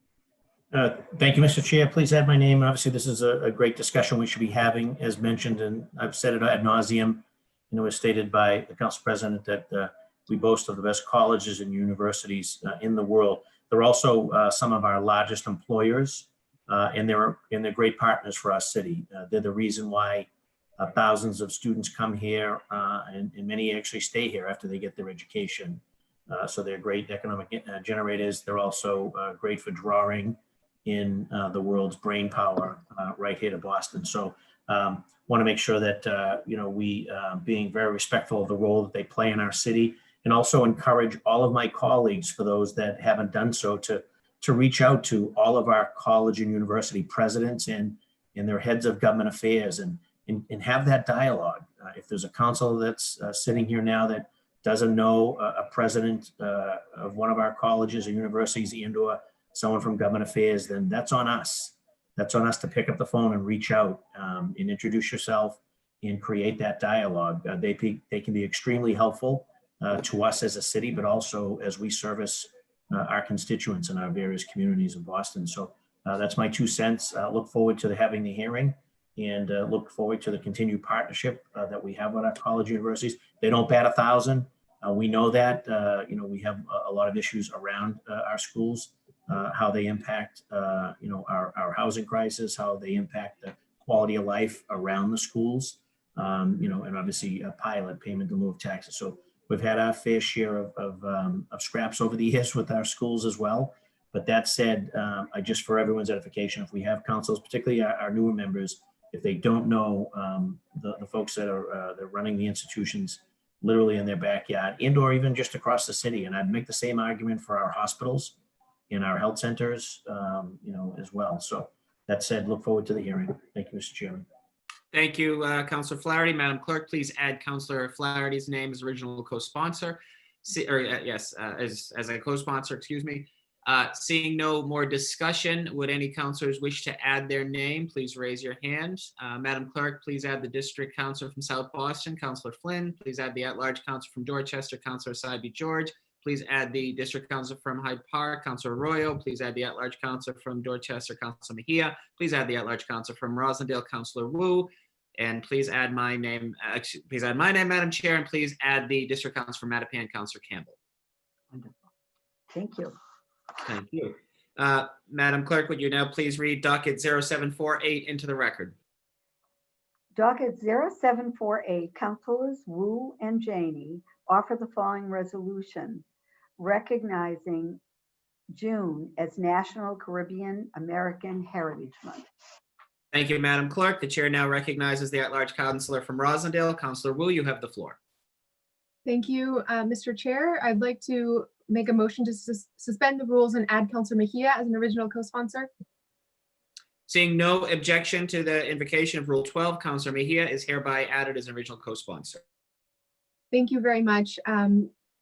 We all, year after year, love to come together and celebrate the diversity, the beauty, the strength, all the incredible contributions of our Caribbean American community in Boston.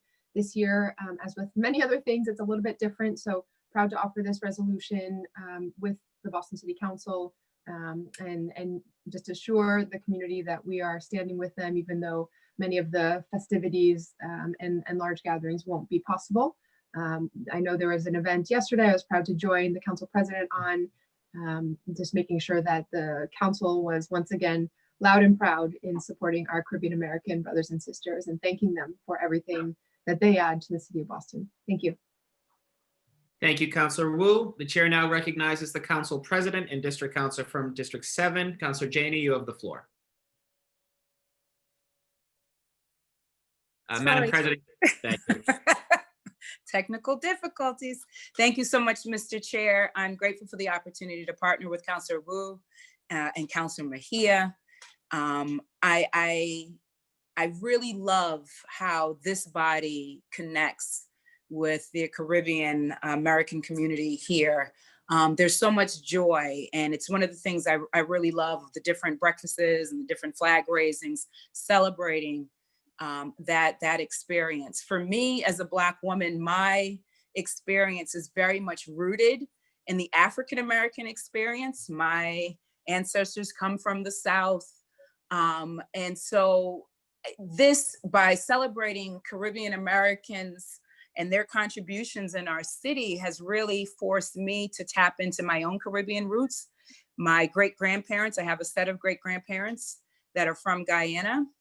And it really makes me reflect, particularly with everything that is going on in our world, the connectivity of us all, and thinking of myself as a daughter of the diaspora and how we are all connected here. And though my experience is very much rooted in the African-American tradition, I am still very much connected to my brothers and sisters in the Caribbean. And so I'm grateful to be reminded of that. I'm grateful for all of the ways the many individuals like Malcolm X, Roxbury resident, so many others have contributed to our society. I think of all of the ways that our culture is enriched, the different businesses, the art, the restaurants in my district like Merengue, Fort Hill Bar and Grill.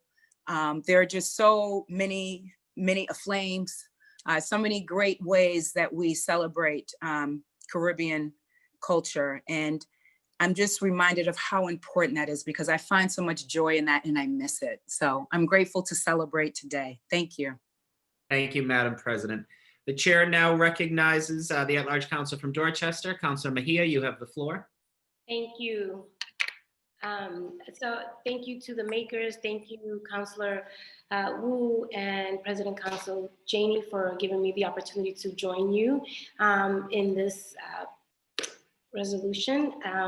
And as a Dominican who came to this country, I really do appreciate celebrating our roots and our journey here to the States. I always say that Caribbeans, it's not just about the spice and the flavor of our food, it's about the culture and the way we navigate and the businesses that we've built and how we build community. So really grateful to be amplifying and celebrating the Caribbean American heritage this month. And I also want to give a quick little shout out to Counselor O'Malley, who is an honorary Dominican. We can't acknowledge Caribbean American Day without giving you, Counselor O'Malley, a little shout out, because Dominicans have embraced you as one of those. And everybody knows that Council President Janey is also Latina. So yes, celebrating all of our people and really grateful to do so. Thank you. Thank you, Counselor. Appreciate that. If any counselors would like to speak on this, please again raise your blue hand. Counselor, the chair now recognizes the district counselor from East Boston. Counselor Edwards, you have the floor. Unless that was from the earlier, that may have been from the earlier. Okay, thank you. The chair now recognizes the district counselor from Mattapan. Counselor Campbell, you have the floor. Can you see me? Awesome. Thank you, Councilor O'Malley, and thank you to the makers for the resolution. I too am, we've been celebrating virtually, but would be remiss if I did not acknowledge all of the incredible folks in my community representing many Caribbean countries. And my family comes from Jamaica. My grandfather is from there. So there's a lot of cultural traditions to celebrate. And so I just wanted to add my voice to say, although we're doing it virtually, we still are obviously taking the time. So thank you to the makers for the resolution. And I just realized I have Aiden's cloth on me still. So thank you to all the mothers out there. And essentially, many of these folks who come from this immigrant background are frontline workers, are essential workers, and have been doing the hard work every single day. So thank you to them as well. Thank you. Thank you, Counselor. Would you like to, I assume you'd like to add your name, Counselor Campbell? Yes, thank you. Please add the name of Counselor Campbell. The chair now recognizes the at-large counselor from South Boston. Counselor Flaherty, you have the floor. Thank you, Mr. Chair. Please add my name. The Caribbean community is a great community in our city, lends tremendous value. My relationship with them dates back to my first meeting with Clarence Cooper, which has then was taken over by our beloved Shirley Shillingford and folks over the Caribbean Cultural Center. The work they do at the food pantry, particularly around Thanksgiving and actually all year round, has been tremendous. So we're blessed to have so many great Caribbeans in our city, and those are relationships that I respect, that I trust, and that I cherish. And so looking forward to celebrating with them. I know that sort of the parade calendar has been, seems to be on hold, I guess, for now, or at least for the end of the year. But that said, hopefully we'll have an opportunity to celebrate National Caribbean American Heritage Month with our Caribbean friends. Thank you, Mr. Chairman. Thank you, Counselor Flaherty. Appreciate it. The chair now recognizes the District 8 City Council from Beacon Hill. Counselor Bach, you have the floor. Thank you. I'll keep it very brief. I just wanted to echo Councilor Flaherty's shout out to Shirley Shillingford, who lives in my district. It's a fond memory of mine, knocking doors last summer, walking by and chatting with her from her porch. And yeah, just wanted to say that, I think we're so grateful for these festivities every year. And especially on the Mission Hill part of my district, there's lots of folks who very actively participate and really look forward to them. And so I just wanted to add my name to the shout outs and ask Mr. Chairman that you add my name. Thanks. Thank you, Counselor Bach. Every person should be lucky enough to know Shirley Shillingford, and how lucky are we to count her in our lives. So thank you for that, and to Counselor Flaherty and others for bringing her wonderful service up to our community. Seeing no further discussion, would any counselors wish to add their name?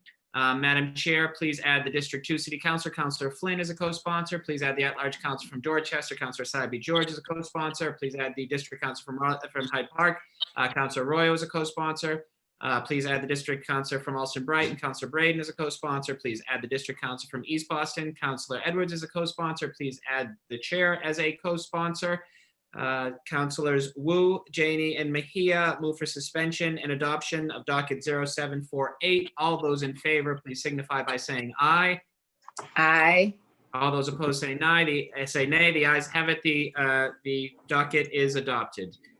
Madam Clerk, I neglected to assign docket 0747 to the relevant committee, so I would like to move to revisit and assign docket 0747 to the Committee on Public Health. So recorded. Okay, thank you, and apologies for that. Madam Clerk, would you now please read docket number 0749 into the record? Thank you.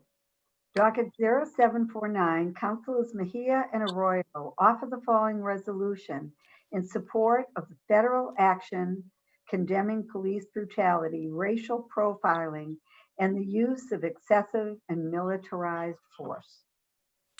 Thank you, Madam Clerk. The chair now recognizes the at-large counsel from Dorchester. Councilor Mejia, you have the floor. Thank you, Chair and O'Malley. I would like to suspend the rules and add an original co-sponsor, President Council Janey.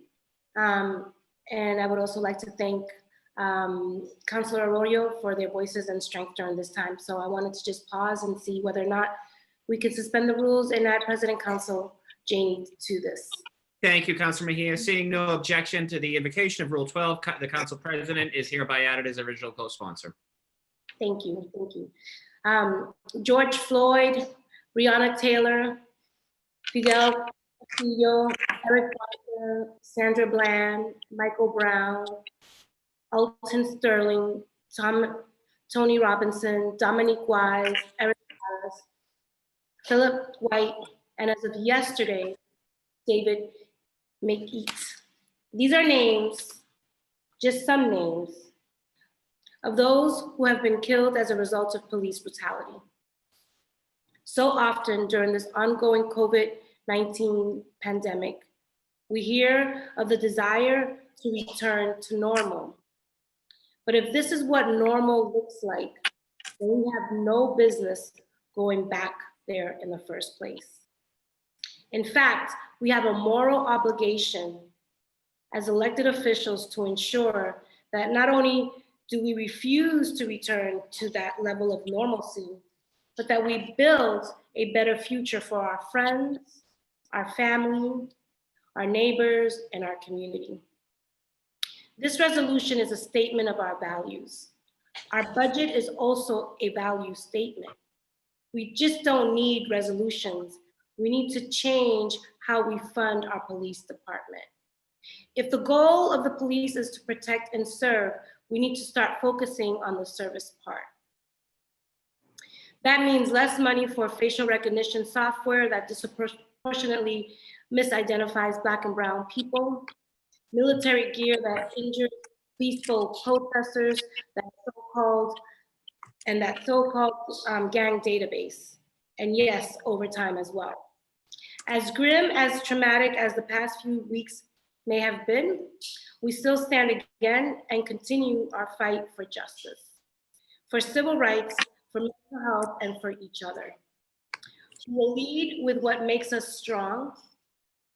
We are not in crisis or at risk or vulnerable. We are resilient and determined.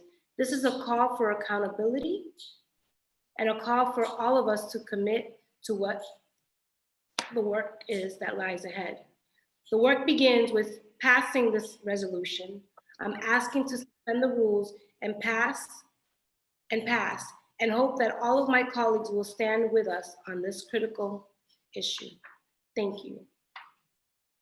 Thank you, Councilor Mejia. The chair now recognizes the District 5 Councilor. Councilor Arroyo, you have the floor. Thank you. Like so many of you, this has been a difficult time. It's an emotional time, but in the interest of speaking truth, even when it makes my voice shake, I'd like to say that racism is not new. Racial inequity is here in Boston. Systemic racism is here in Boston. In March, my maiden speech was on racism as a public health crisis in Boston. The data showed it was true then. It overwhelmingly shows it's true now. These are not new issues. Yesterday, some of you may have seen me speak on an encounter that I had with a Massachusetts State Trooper. What some of you may not have known is at that time, I just as easily could have recounted encounters that I've had with Boston police officers. If you are pledging to do more now, I first want to say thank you. We need you. But ask yourself why there is space for you to do more, why you weren't doing all you could before, and what you are willing to do now and in the future to match the urgency that these issues demand. Systemic racism and racial inequality are tangible things. They look like a gang database that classifies you for life and that you can be added to without ever being seen or alleged to have committed a crime. A gang database that is 97% people of color and well over 70% Black in a city where Black people only comprise 23% of the population. They look like the same 23% of the city's population, accounting for 70% of the Boston Police Department's field interrogation and observations. They look like the Boston Police Patrolmen's Association declaring in a written letter just 3 months ago during Black History Month, no less, that Boston public schools should not participate in Black Lives Matter at School Week. We don't have recent numbers, but from 2015 to the present,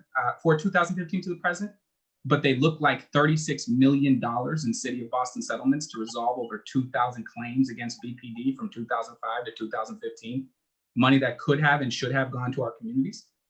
They look like only 1%, rounding up, of Boston's $664 million in procurement contracts going to people of color or women in the city that is employing people of color. They look like Black and brown people dying and contracting COVID at disproportionate rates and reopening society without all of the necessary safeguards required for their protection. I could go on, but systems are creations with real offices. Our offices are at one system's headquarters. We have a responsibility to hold it accountable and to speak and act on these deep inequities every day. We have a responsibility to speak truth. We have a responsibility to ensure that government bodies, especially our municipal government headed by the mayor, a position that's endowed with substantial power, that those government bodies demonstrate through their actions and policy that they are doing all they can to care for Black and brown bodies. What are you personally willing to do to disrupt these systems that do not serve us? And please let it be more than words. Thank you. Thank you, Councilor Arroyo. The chair now recognizes the council president. Councilor Janey, you have the floor. Thank you, Mr. Chair. I want to thank my co-sponsors, the lead, Councilor Mejia and Councilor Arroyo, certainly other colleagues for their work. Reminded what Councilor Mejia said, what I've been saying, what many of us have been saying, is that we don't want to go back to normal, that normal has been killing us. And I've said this, and I feel as if people receive that as an exaggeration, grandstanding, but it's not. And so whether we're dying in the street after 8 minutes and 46 seconds, or whether it's a long, slow, painful death, that is what is happening in Black and brown communities all across America. I think of my father in seemingly perfect health, very successful, not immune to racism in this country, dying at 73 years old. And I wonder how much of all of this, between COVID, between having to constantly fight for my own life, having the weight of all of this, being the council president and wanting to move this forward for our people, I wonder how much time is being shaved off my own life right now. How much time?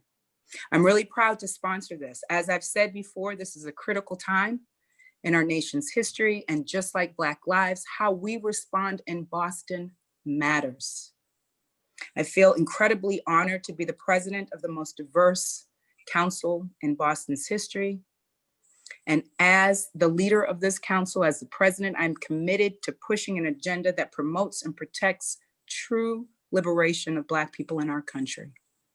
I'm proud to work and support legislation and orders that tackle systems meant to persecute and oppress Black lives.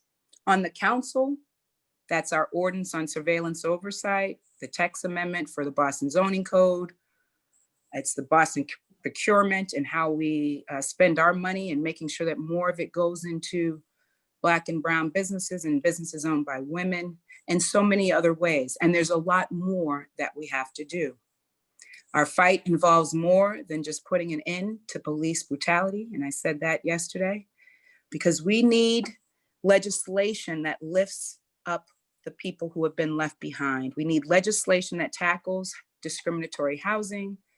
We need legislation that deals with our overwhelming and persistent opportunity and achievement gaps in our schools.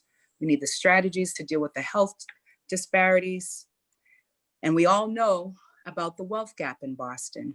And I think we recognize, I hope we recognize how we got here with that wealth gap, and that was created by policy. I know that this system will not crumble easily. Dismantling it will take work, it will take political will, and it will take all of us, everyone, even those who benefit from this system.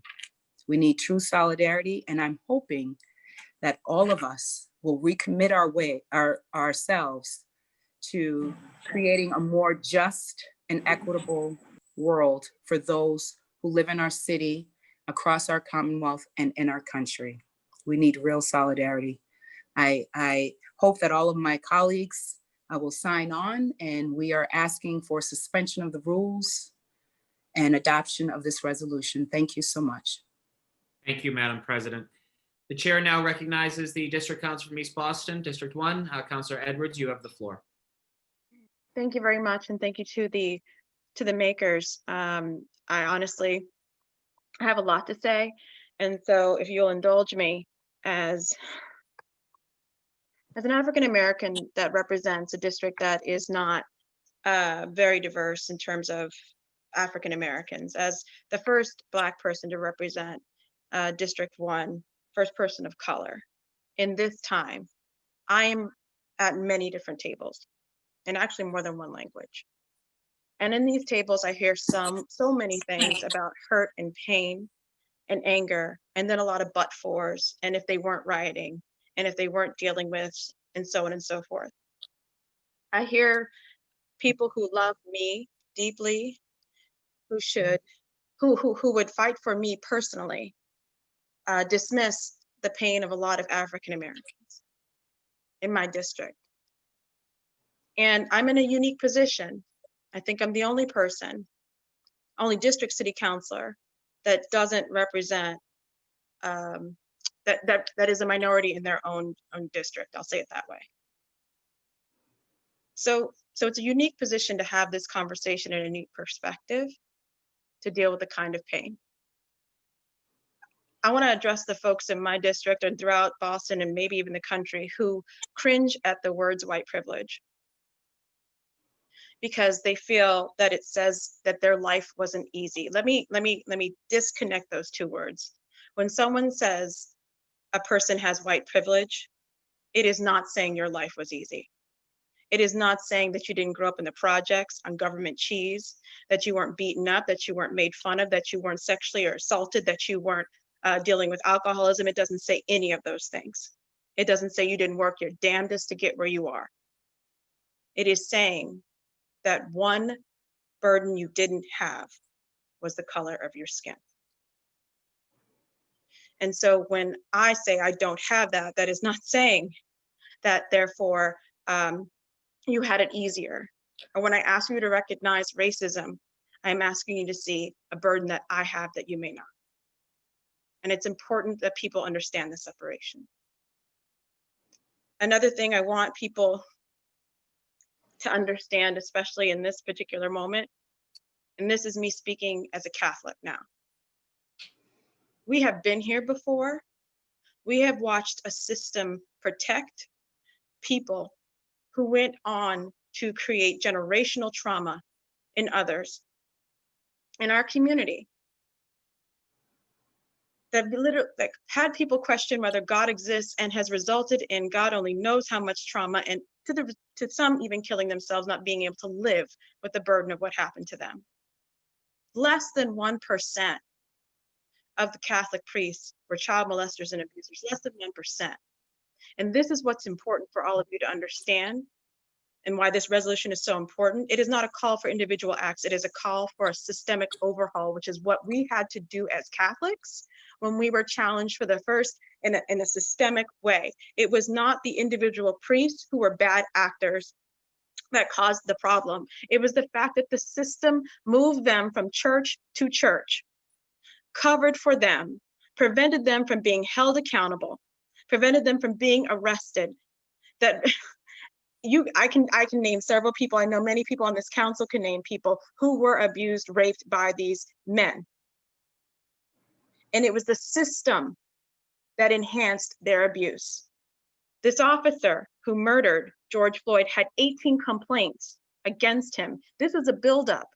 It's a slight touch that they get away with for the first time. It's the quiet conversation that they whisper in the child's ear. It's the way they isolate them and groom them. That only happens when the system allows for you to perpetuate evil. That is why this resolution, and that is why the call for systemic change in the police, in our DA system, in our criminal justice system is necessary. I hope you understand the parallel. Less than 1%, I'm sure police officers are abusers, are creating horrible things and doing horrible bigoted things. I have them in my family. Majority of them are good, honest people who wanted to be superheroes when they grew up. They wanted to be the good guys. They wanted to fight for people. But it is because of the system that murderers can get away with perpetuating. It's the first push, it's the violation of civil rights, it's the lying on the reports, and the other officers that allow for that to happen due to their own fear. Because if the system never holds that one person accountable, who the hell are they as a young recruit to stand up to them? Who are they? Where are they gonna go? What are they gonna do in terms of facing retribution?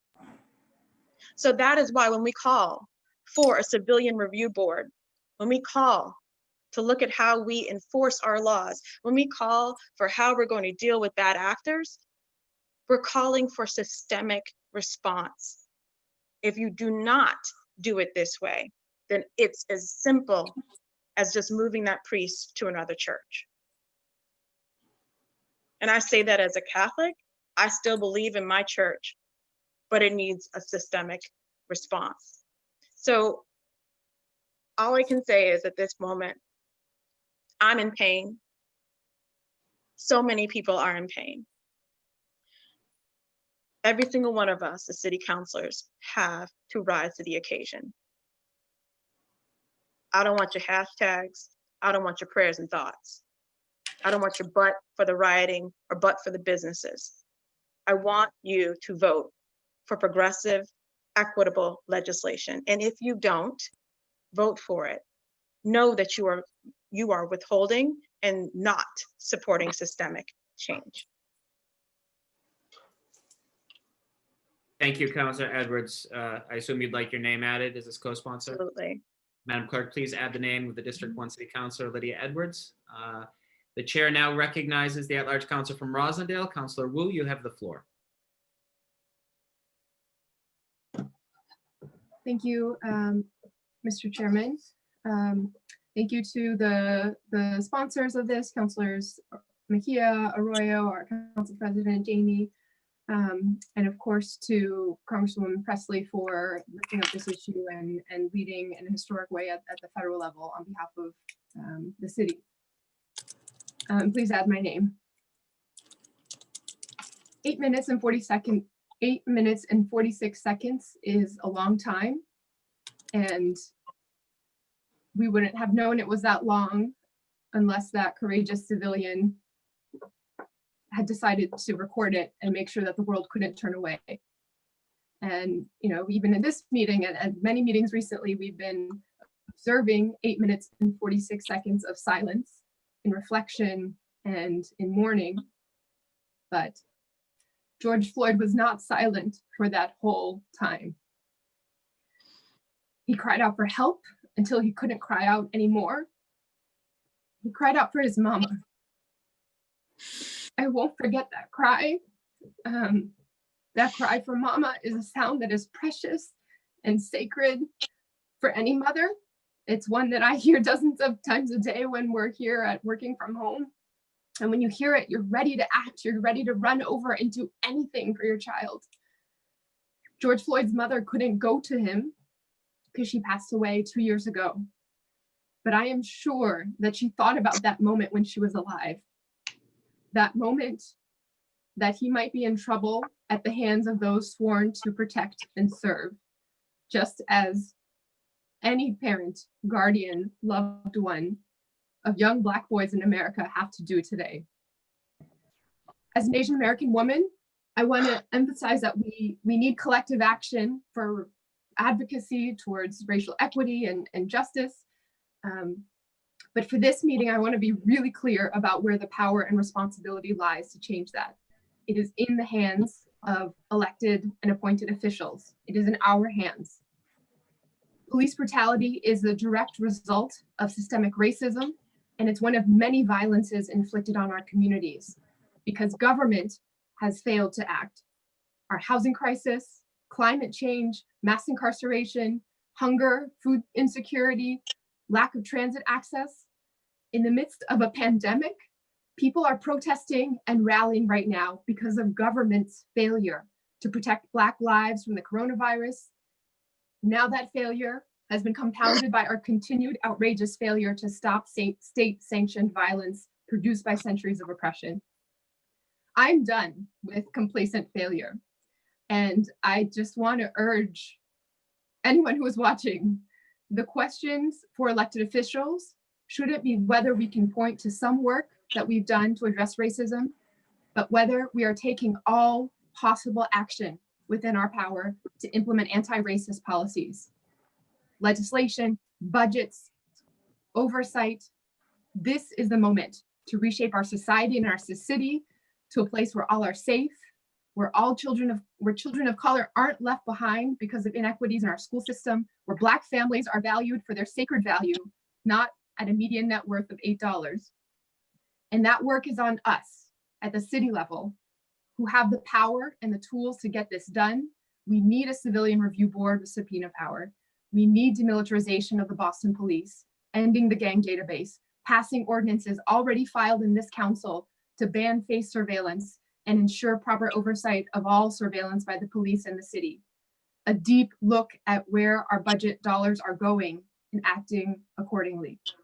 And if we're serious about the commitment to anti-racist policy, if we're serious that Black Lives Matter, then this council must dig in for procurement reform in Boston, fair housing, pass Councillor Edwards' amendment for affirmatively furthering fair housing, closing the racial wealth divide, quality education for every student, fair, free public transportation, clean air, water, healthy communities. That is when every mama, every child, every person will have justice and peace. Thank you. Thank you, Councillor Wu. And Madam Clerk, please add Councillor Wu's name as a co-sponsor. The chair now recognizes the at-large councillor from South Boston, Councillor Flaherty. You have the floor. I'm sorry, you're muted, Councillor Flaherty. Sorry again, Mr. Chair, technical difficulties. I'd like to have my name added in support of the resolution as our colleagues of color spoke yesterday during the press conference and again this morning on our daily call. We have a responsibility as elected leaders to address racism, inequities, and injustices in our city, state, and country, wherever they appear. We're part of the council family. I don't walk, in their shoes, but I hear and feel the pain in their voices, as evident with our colleague, Councilor Leader Edwards, just speaking a few moments ago, and Councilor Wu before me. As leaders and as a community, we need to take advantage of this moment to do a deeper dive and show up for one another. We need understanding and empathy and legislation that will move us forward. As Councilor Arroyo alluded to, it's not just about, or one of our other colleagues might mention, not just about showing up at rallies and giving speeches. It's about doing the work. I use the expression, it's running out the ground ball. It's connecting someone to a job opportunity. It's finding housing for someone. It's improving our schools. It's helping a kid get into college. It's all of those things. It's getting, during this pandemic, I've said it, if I've said it once, I've said it multiple times on our calls, it's getting folks hooked up on a healthcare plan to provide some hope and opportunity and restore confidence in our healthcare system and get them a primary care physician. It's all of that too. I've led those efforts, I've partnered on those efforts, and I've been an ally and a team player on those efforts. And just here as a member of this council family, reaching out to colleagues with understanding and wanting folks to know that I'm prepared to work with you. Let's not let the message of the peaceful protesters be lost for our city, for our state, and for our country. So that said, again, please add my name. As I mentioned, I'm an ally. And again, it's not just about showing up at a rally or giving a speech. It's let's roll up our sleeves, let's do a deeper dive, and let's connect people to opportunities. Let's put people to work. Let's put people in homes. Let's put them in primary care physicians' hands. Let's do all of those things that we need to do to improve the quality of life for all of our residents that call Boston their home and beyond. Thank you, Mr. Chair. Thank you, Councilor Flaherty. Madam Clerk, please add Councilor Flaherty as a co-sponsor. The chair now recognizes the at-large council from Dorchester. Councilor Saibi George, you have the floor. Thank you, Mr. Chair, and please add my name. I think that it's important to note, and we've said this through the COVID-19 pandemic, and it's more important than ever to say it now that we are in this together. We need to be in this together. I hope that as a city and as a country that we can get to a better place where we are all able to say that Black Lives Matter, that we are able to do this work in partnership and to do the meaningful work in partnership, that it is more than just supporting this resolution, which of course I'm proud to sign on today to support the work of our former colleague, Congresswoman Presley, in her efforts in the Congress, and to support the work of our colleagues who have put this here before us today. And this idea of being present for one another is really critically important during this time, especially for our residents across the city who are African American, who are Black, who need us the most at this moment in time. So there is countless opportunities for what the work is that lies ahead. And although this is a resolution that I wholeheartedly support, it is certainly not about the resolution. It is about the work that lays before us that is left undone. So please add my name. Thank you to the lead sponsors for bringing this before us. And thank you, Mr. Chair. Thank you, Councilor Saibi George. Madam Clerk, please add Councilor Saibi George as a co-sponsor. The chair now recognizes the District Council from Alston Brighton. Councilor Braden, you have the floor. Thank you, Mr. Chairman. I hardly have words to really express the emotions I'm feeling. I'm very deeply saddened and angered by all that has happened, and I really want to extend my my solidarity and support of all my colleagues on the City Council who are struggling with this incredibly difficult situation.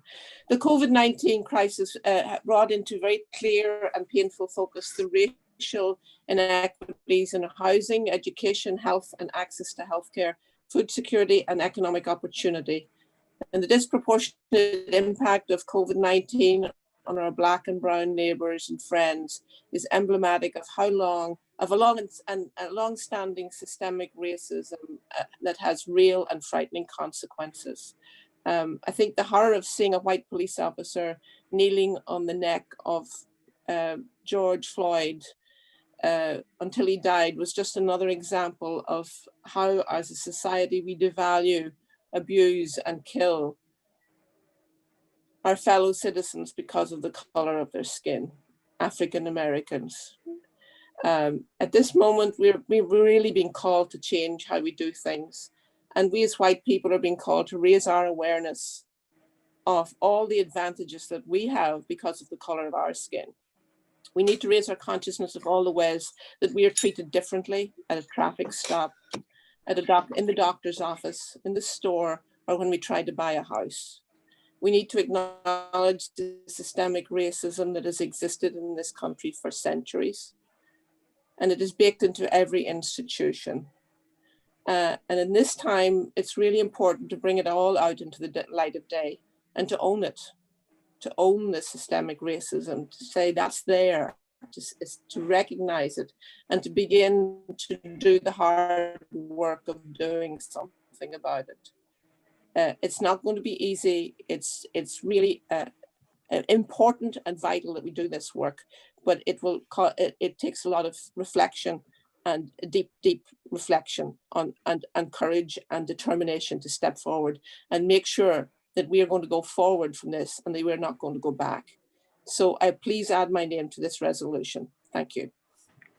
Thank you, Councillor Braden. Madam Clerk, please add Councillor Liz Braden as a co-sponsor. The chair now recognizes the District Councillor from District 4 from Mattapan. Councillor Campbell, you have the floor. Thank you, Mr. Vice Chair. And thank you to the makers for bringing forth the resolution. Thank you to, of course, Congresswoman Presley for her leadership and continued leadership, especially on these critical issues. I also want to thank my colleagues, and particularly my colleagues of color who have so courageously shared their stories, whether it was in the last few days or years before this. Thank you for your vulnerability. Thank you for your courage. I too, Council President Janey, share at moments the stress and the pain, and I have been reflecting on that stress and how it kills people, especially people of color. So to those who might be watching this, please pay attention to these moments. They are triggering, and making sure we take care of ourselves is critically important. And why is that important? Because we have hard work to do on behalf of our constituency. I represent a district of color, predominantly a district of color, but we know all across the city of Boston, we have constituents, obviously, who are people of color, who need our support and who need us to be courageous, to be bold, and to be innovative. When I think of George Floyd and many others who have been brutally and painfully murdered by police or other systems, I cannot help but think about my twin brother. So it is triggering for me on many levels.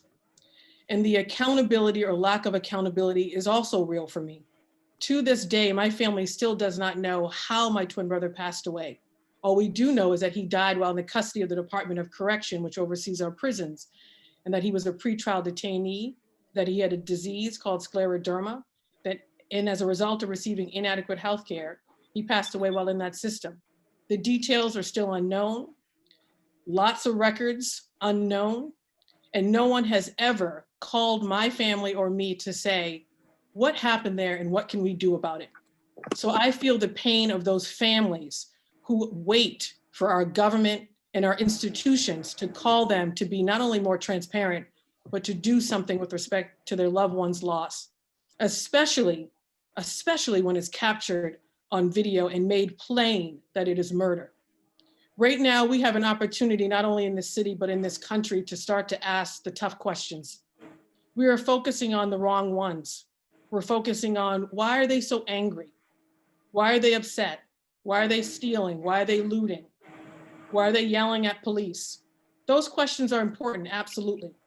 But if we are all committed not to be back here again, not to hear or see another video of a Black man or Black woman being killed by either law enforcement or another white person, or anyone for that matter, who devalues their life, we have to ask, why would a man press his knee on another human being's life or neck while he cried out not only for his mother, but while he cried out several times for help? Why would he do that? And for folks of color, we know the answer. It's race and racism. It's the foundation of this country. And so what we need is our allies, our accomplices, our white colleagues, our white constituents, those to begin to not only understand the pain, not only to say you're an ally, but to do the tough work of really understanding what we mean by race and racism, and what Councilor Edwards mentioned, white privilege. These words have meaning. And most of the folks I've been engaging with the last few weeks don't have a clue as to really what they are. And so if you really want some guidance, one, you could complete a racial equity training and do it fully and not leave when it gets uncomfortable. You could read this book, White Fragility. That's an easy step and I think a great place to start. There are many books out there that define these words. And in this particular book, White Fragility, Why It's So Hard for White People to Talk About Racism, I think she gets it right. And she has a tone in the book that hopefully tries to get folks to pull them in, and when they get uncomfortable, to continue to pull them in. That's a wonderful place to start. But if you're not willing to do that, to me, that means that you're not really willing to get to the root causes of why we continue to see Black people disproportionately killed by law enforcement, disproportionately in our criminal justice system, why we continue to see inequities show up in housing, in our schools, in food, you name it, the list is long. That's the hard work. When it comes to policing, that's my husband's phone, hold on.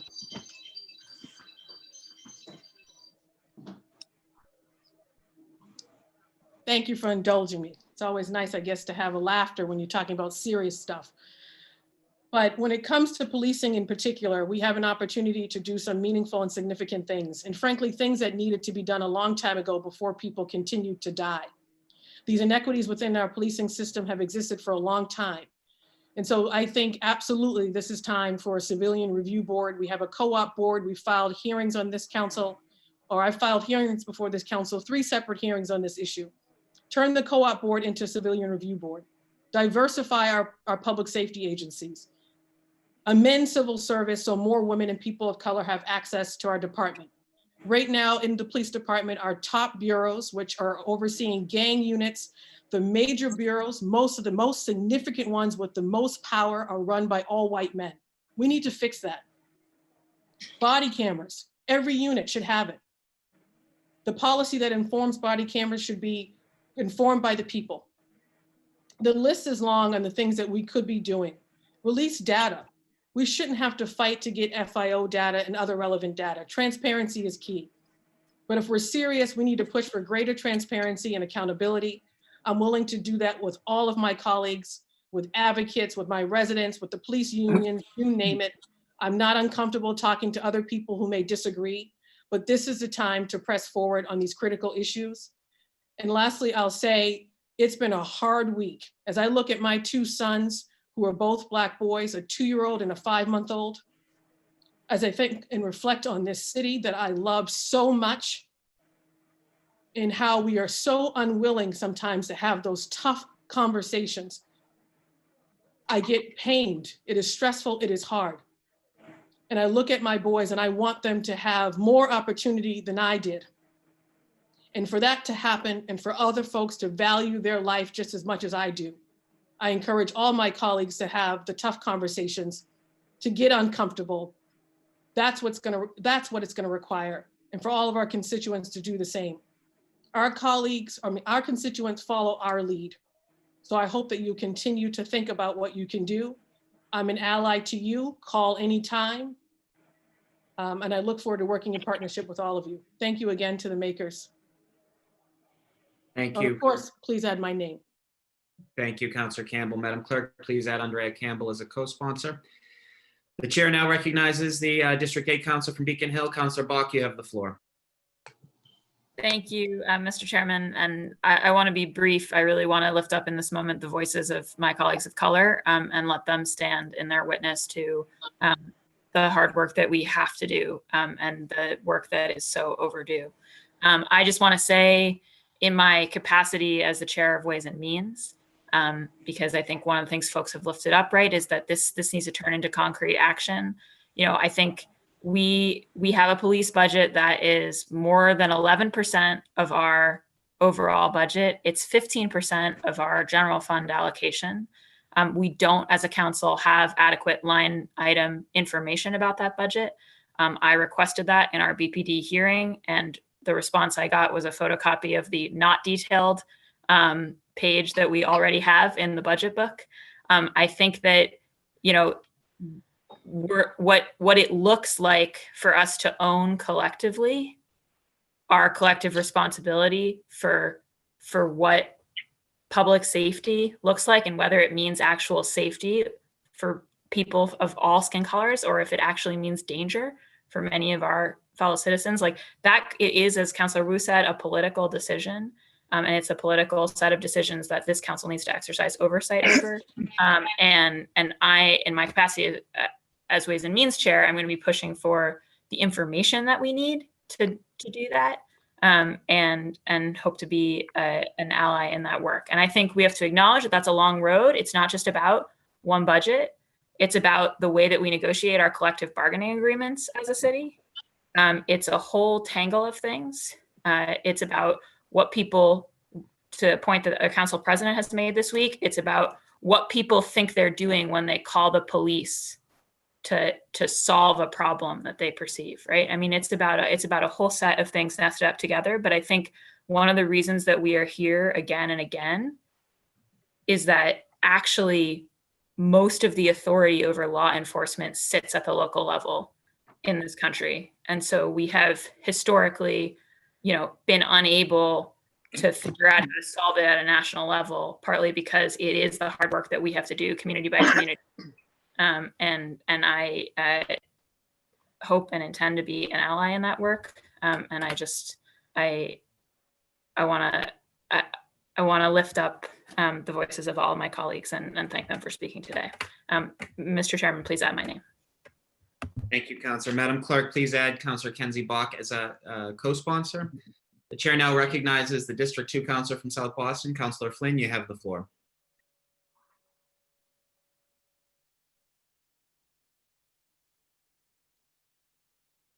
Thank you, Mr. Chair, and thank you to my colleagues on the City Council that spoke so eloquently on this issue. I hope I can be an ally with our colleagues on these important issues, critical issues, and I hope I was a good ally over the last 2 years, working closely with our colleagues on the City Council. I thought when I first came to the council, I thought I knew about the city and I thought I knew about race relations. And I probably didn't know a fraction of what I thought. And I learned really about our city and its people from listening and talking, but mostly listening to the women on the City Council and their stories, not about politics, but about their life and about their struggles. And so I hope I can use those examples in become a better city councilor. But I also listened over the last week and over the last 2 years, mostly, but the mothers on the council also want the same for their children as my mother did, or as any other mother did. And you want healthy children, you want successful, happy children. And that's another lesson I learned, is the important role that the women of color are playing in our city, on our council, in our government, is critical. And the more we're exposed to it and the more we talk and work closely on issues, the better city we are and the better body we become. Thank you. Thank you, Councilor Flynn. I assume you'd like your name added? Yeah, please add my name. Thank you. Madam Clerk, please add Councilor Flynn. I will, as a co-sponsor, I will take the Vice Chair's prerogative and just briefly add that, when we talk about affirming Black Lives Mattering, and it's so much more than that. So many of you have said that in words far more eloquent than my own. It's not just a tweet or a social media post or showing up at a vigil, although important. It's not just calling out microaggressions or overt racism, or recognizing systemic racism and institutional racism that permeates every aspect of our society. It's about doing the work. It's about confronting the hard truths and the uncomfortableness that comes with that. And I, if I truly want to be not just an ally, but an accomplice, it's what I have to do, and it's what I'm prepared to do. I said this morning privately to all of you, and I will repeat it publicly, how proud I was of all members of this body, particularly the members of color, particularly the Black and brown members who spoke at a press conference yesterday and outlined some really important ideas. To hear from our former colleague and my seatmate for many, many years, Congresswoman Presley, whose resolution we are discussing today and will be voting on shortly. As has been mentioned, she would conclude the Pledge of Allegiance with the two words, someday. And it is obviously beyond clear to everyone on the planet that we are far away from someday, from achieving liberty and justice for all. But we have a lot of work to do, and we have a lot of uncomfortable truths to discuss, and we have a lot of opportunity to work together, and that's obviously what I'm prepared to do. I know we all are. So, Madam Clerk, please add my name as as a co-sponsor, to docket 0749. We will be voting on it shortly, but I know one of the original co-sponsors has asked for an opportunity to speak again. And if any of the other original co-sponsors would like a concluding word, of course, we'd be happy to allow that. So Councilor Mejia, you now have the floor. Yeah, thank you. So I'm not sure if anyone has been paying attention, but I just learned that all 4 have been arrested for the death of George Floyd. So that is great news. I think it's important when we think about these little small wins and celebrate those and acknowledge them. But I would be remiss if I didn't say to my colleagues here, having grown up in Boston, who everybody knows is historically known to be we have the bad fame of being one of the most racist cities, is that we have an opportunity to really set the stage for what real reform is going to look like around this issue, right? Boston was also one of the first cities to have a police presence, I believe. We were the first in the nation for schools. We're the first on lots of things. We cannot be the last to get this right. And so I just want to thank my colleagues who are standing up and showing up, and know that this is not just about a quick little soundbite during this public hearing, but we have an opportunity and a responsibility to uplift the voices of the people who put us in this seat. And it's not what you do while you're politicking during election time, it is what you do while you are in this seat. And everyone is looking to us as how we're going to move this work forward. And so I'm asking my colleagues and thanking you all at the same time for joining us in this conversation. But my hope is that you all will take the lead on things too, so that it's not always us speaking upon these issues, but that we create an opportunity where we're supporting legislation and ordinances that speak to our plight. And I'm encouraging you to do that. I sit here today was a big deal for me. I'm in the seat where Congresswoman Ayanna Pressley once sat in. This is her old office. And so to support her resolution on a local level means the world to me. You know, I wore the dress that I wore when I gave my maiden speech, because this day for me was one of those days that I never wanted to forget. And I'm sharing this with you all because I love and appreciate every single one of you. And I am grateful to be sitting alongside you on this journey, but trust that I will be holding everyone accountable, including myself, to making sure that we do all that we can to right the wrong. And thank you, thank you, thank you, thank you. Okay, thank you, Councilor Mejia. The chair now recognizes the council president. Councilor Janey, you have the floor. Thank you, Mr. Chair. I wanted to thank Councilor Campbell for sharing the book, White Fragility. I keep it on my desk back at the office in hopes of starting conversations with some of the people that I meet with every day. And I wanted to share another book because I think it's an important tool. I don't want to just come and say, you guys do better. I want to try to give you a tool to do better. So I hope people would take this book as well. And it's called How to Be an Anti-Racist, because that's what we really need here, people. I want to be clear. There is no neutrality. There is none. Either you are actively fighting to dismantle this system that is killing Black people, or you are part of the problem. There's no in between. If you're not actively trying to dismantle it, then you are perpetuating that pain and that hurt that we have all been expressing today. And so this book, How to Be an Anti-Racist, is by Kinsey. And I thought it would really be helpful to my colleagues, particularly, I mean, all of us, but particularly those who are non-melanated. And I will read a short excerpt.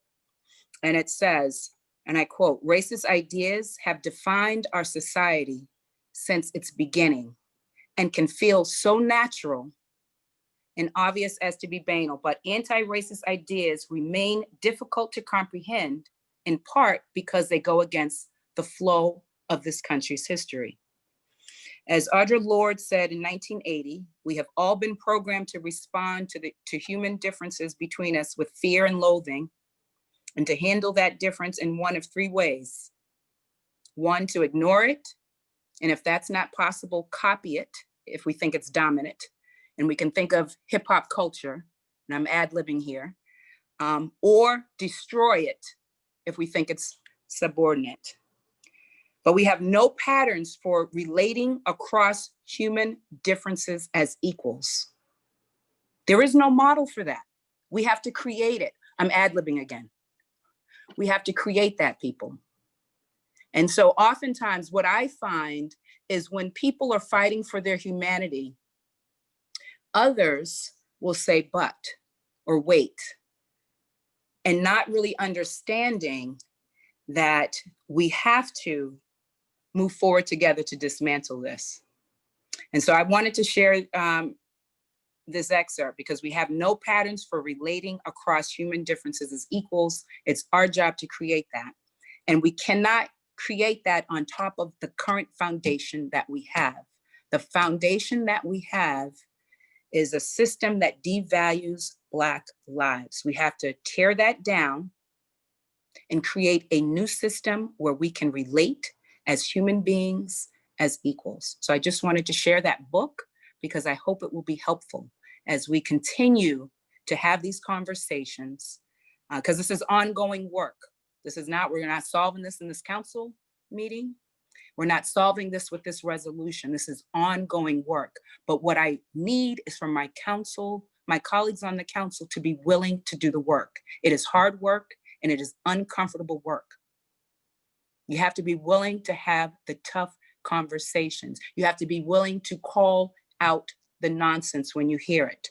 Again, we cannot sit on the sidelines silence. So I just wanted to share the book. Thank you, Mr. Chair. Thank you, Madam President. Hearing no further discussion unless anyone else would like to speak again for the second round. Madam Clerk, I believe you've added everyone on this call as a co-sponsor. Everyone has expressed an interest in supporting this resolution. Not seeing any further discussion, Councilors Mejia, Arroyo, and Council President Janey now move for suspension of the rules and adoption of docket number 0749. All those in favor, please signify by saying aye. Aye. All those opposed, nay. The ayes have it. The docket is adopted. Mr. Chair, I doubt the vote. I would like a roll call vote. Thank you, Councilor Royal. Madam Clerk, would you please read the roll call to ascertain the vote? Would you please record the yeas and nays? All right. I just need a sheet. All right. So on docket 0749, Councilor Arroyo. Yes. Councilor Arroyo, yes. Councilor Baker. Counselor Baker, You there? He's not. Counselor Bach, Yes. Counselor Bach, yes. Counselor Braden, Yes. Counselor Braden, yes. Counselor Campbell, Yes. Counselor Campbell, yes. Counselor Edwards, Yes. Counselor Edwards, yes. Counselor Asabi George, Yes. Counselor Asabi George, yes. Counselor Flaherty, Yes. Counselor Flaherty, yes. Counselor Flynn, Yes. Counselor Flynn, yes. Counselor Janey, Yes. Counselor Janey, yes. Counselor Mejia, Yes. Counselor Mejia, yes. Counselor O'Malley, Yes. Counselor O'Malley, yes. And Counselor Wu. Yes. Counselor Wu, yes. Madam President, docket number 0749 has received a 12-0 vote on docket number 0749. Thank you. I will assume the chair back from the vice chair and will now move on to personnel orders. Madam Clerk, will you please read docket? I mean, don't read the docket. Madam Personnel order. Clerk, docket 0750. It's a personnel order. Thank you. Thank you. Docket 0750, Counselor Janey for Counselor Flaherty. Counselor Flaherty seeks suspension of the rules and passage of docket 0750. All those in favor, say aye. Aye. Any opposed, nay. The ayes have it. Docket 0750 has been passed. Docket 0751, Counselor Janey for Counselor Flaherty. Counselor Flaherty seeks suspension of the rules and passage of docket 0751. All those in favor say aye. Aye. Aye. Any opposed, nay. The ayes have it, and docket 0751 has been passed. Don't believe we have any late files. I don't believe anyone wants to remove anything from the green sheets. So we will keep moving on. And we'll go on to announcements. I will ask my colleagues to show blue hands if they'd like to make an announcement, and please be patient with me if I don't get you right away. Anyone like to make, I see Counselor Braden, the chair recognizes Counselor Braden. Madam President, my little blue hand must have been up without my knowledge, so I have Oh, nothing to say. No Thank worries. you. Thank you. I want to be clear. Just let me, you know what I'm going to do? I'm going to lower the hands. Counselor Arroyo, did you want to make a comment? An No, announcement? I think the hand is just up from the last one. Okay. If someone could get rid of all the blue hands. No announcements, folks? Is that what I'm hearing here? I have one. Thank you. Counselor Flaherty, you have the floor. Thank you, Madam President. Just want to adjourn, and this is on behalf of Councilor Edwards and I. Charlestown lost a legend with the passing of Billy Boyle, a retired Boston firefighter, but also known as one of the creators, founders of, along with the gentleman by the name of Peter Looney of CHAD, Charlestown Against Drugs, did tremendous work in that community, helping young men and women who were struggling with substance abuse, drug addiction, and also founded, along with Cookie Whalen Giordano, the Charlestown Live cable TV show that aired regularly for many, many years. So a permanent fixture. He was involved in everything in Charlestown. He was involved in everything for all of the right reasons, cared deeply about that town, cared about all the families and the kids, and a tremendous loss going to be felt by Charlestown, a true legend that has walked the streets of Charlestown and has been a partner here in the city of Boston. And also remiss if I didn't talk about a dear friend of mine from East Boston, also on behalf of Councilor Edwards and I, Johnny Two Dogs Roberto, beloved in East Boston. And a lot of folks know him growing up. He was the guy that had all the hot dog and sausage carts downtown around Faneuil Hall. So died tragically in a motor vehicle accident over the weekend in Georgia, and was a tremendous supporter of mine for many years, and is one of the reasons I do so well in East Boston is because of Johnny Two Dogs Roberto. So I want to adjourn in their memory two neighborhood people that will not be replaced. Thank you, Madam President. Thank you, Councilor Flaherty. Would any of my colleagues, anyone else want to make an announcement? Okay, I do not see any hands, so I Yeah, will no just hand. make, yes, who is that? That's me. I have a hand and a. I'm sorry, I can't, I'm so sorry. Again, I'm on the phone here. The chair recognizes Counselor Edwards. You have the floor. Thank you. I want to thank Counselor Flaherty. He has a longer relationship, and his family does, with the Boyle family. I would be remiss not to also just, in the time that I got to know him as a city councilor, to say that he is nothing short of a gentleman, a kind heart, and a generous soul. He is certainly part of a dying breed, I feel, of folks who just live and die for their neighborhood.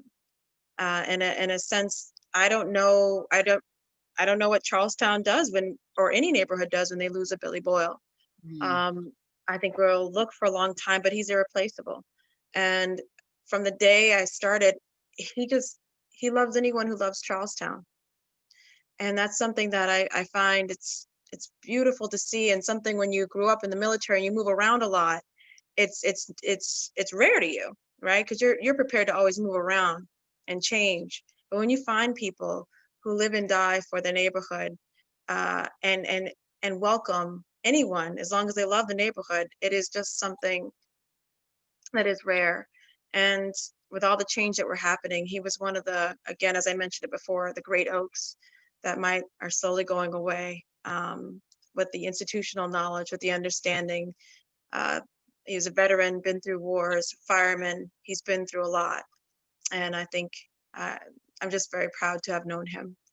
I also wanted to make an announcement that this Saturday, the task force on affirmatively furthering for housing, after 3 years of working with the city of Boston, trying to work with the city of Boston and trying to come up with a comprehensive report on how the city of Boston can push equity.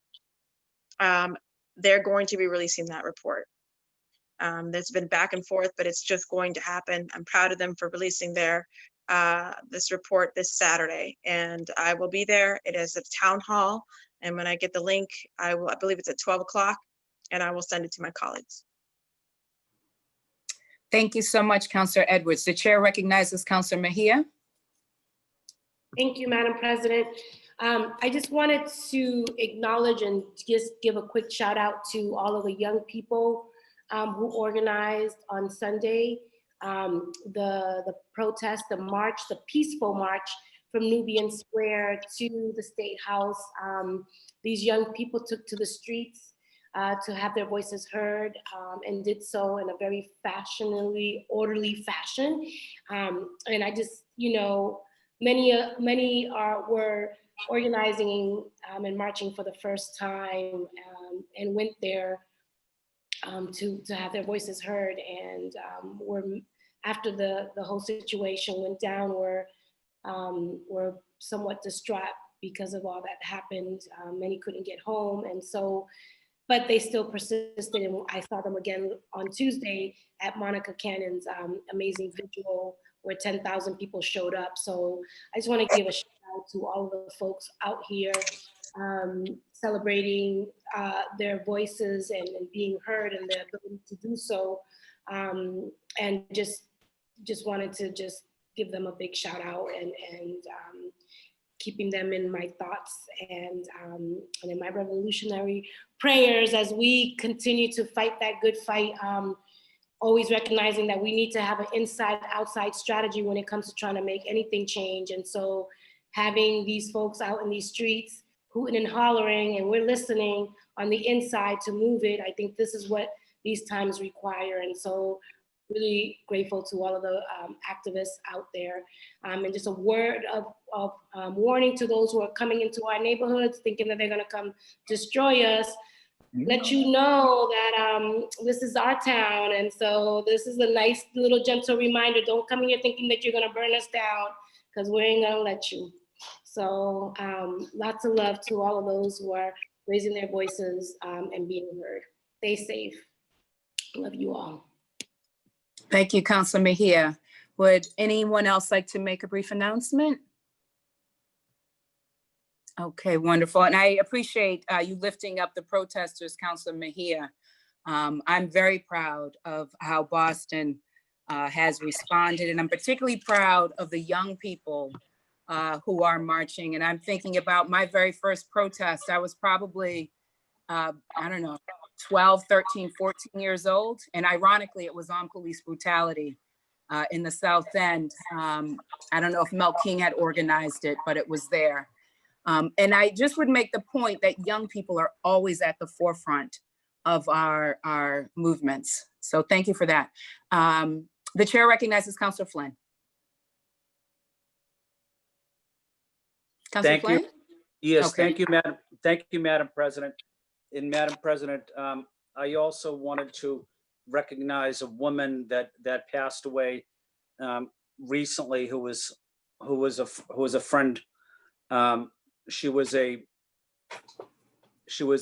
wife. She was a mother, a grandmother. Her name was Mrs. Gan Toy Lee. She was a grandmother. She was an expert seamstress. From China, we mourn the passing of her. She settled, coming from China, and settled in Grove Hall with her family, and established herself as an expert seamstress in the historic garment district in Boston, Chinatown. And she really helped build this city and helped build this country, working hard as an immigrant that we see often in our city, is they dedicate their life for their children by working so hard, often in difficult jobs and in low wages. So I had a lot of respect for her, and many of you know her daughter, who's also a friend of mine, and many of the city councilors, Michelle and Michael, and so many, Lydia. But her daughter is Suzanne Lee, who is the principal at the Josiah Quincy School. So I just want to say our condolences to the Lee family on the passing of Mrs. Lee. Thank you, Madam President. Thank you so much, Councilor Edwards. Thank you for sharing that. I will reach out to Suzanne. Would any other colleagues like to make an announcement as we wrap up? Okay, not seeing any other blue hands. Well, not seeing any blue hands, but anyway, for me, I want to quickly say just another reminder to anyone watching to please fill out the US Census. It is directly connected to our representation and the resources that we desperately need in our community. And I also want to remind people to register to vote. And I will also share, it's with sadness that I shared news of the passing of George Cox. Many of you may know him. He was a longtime BPS educator and a District 7 resident. One of the things that I appreciated most about George, and I worked with him for probably 20 years now, and I really appreciated his commitment to teacher development, whether it was on Intel Prep, he ran the Intel Prep program, his support of paraprofessionals. He really invested in teachers, and that investment could be felt in the classroom. He was also very active in BEAM, the Black Educators Alliance of Massachusetts. He was a staunch advocate for teacher diversity and the elimination of the opportunity and achievement gaps. And if you didn't catch George at one of the several meetings or hearings or school committee meetings, you could always catch him reading to children at the Nathan Hale School in Roxbury. George will be missed. And so I want to offer my condolences to everyone who cherished his memory. And we will also close out the council meeting in memory of George Cox. So with that said, let's move on to memorials. We will adjourn today's meeting for the following individuals. For Councilor Baker, Benjamin Tinkle, Sarah Doherty, and Mary Maloney. For Councilor Braden, Annie Linden, James McGuire, and Pompeo Ventura. For Councilor Campbell, Keith Love. For Councilor Edwards, Maureen Baroni, and Philomena Romano. For Councilors Edwards and Flaherty, Billy Boyle. For Councilor Flynn, Ms. Gantoy Lee. For the chair, James Allen Lofton Sr. and George Cox. And on behalf of the entire council, Breonna Taylor and George Floyd, a moment of silence.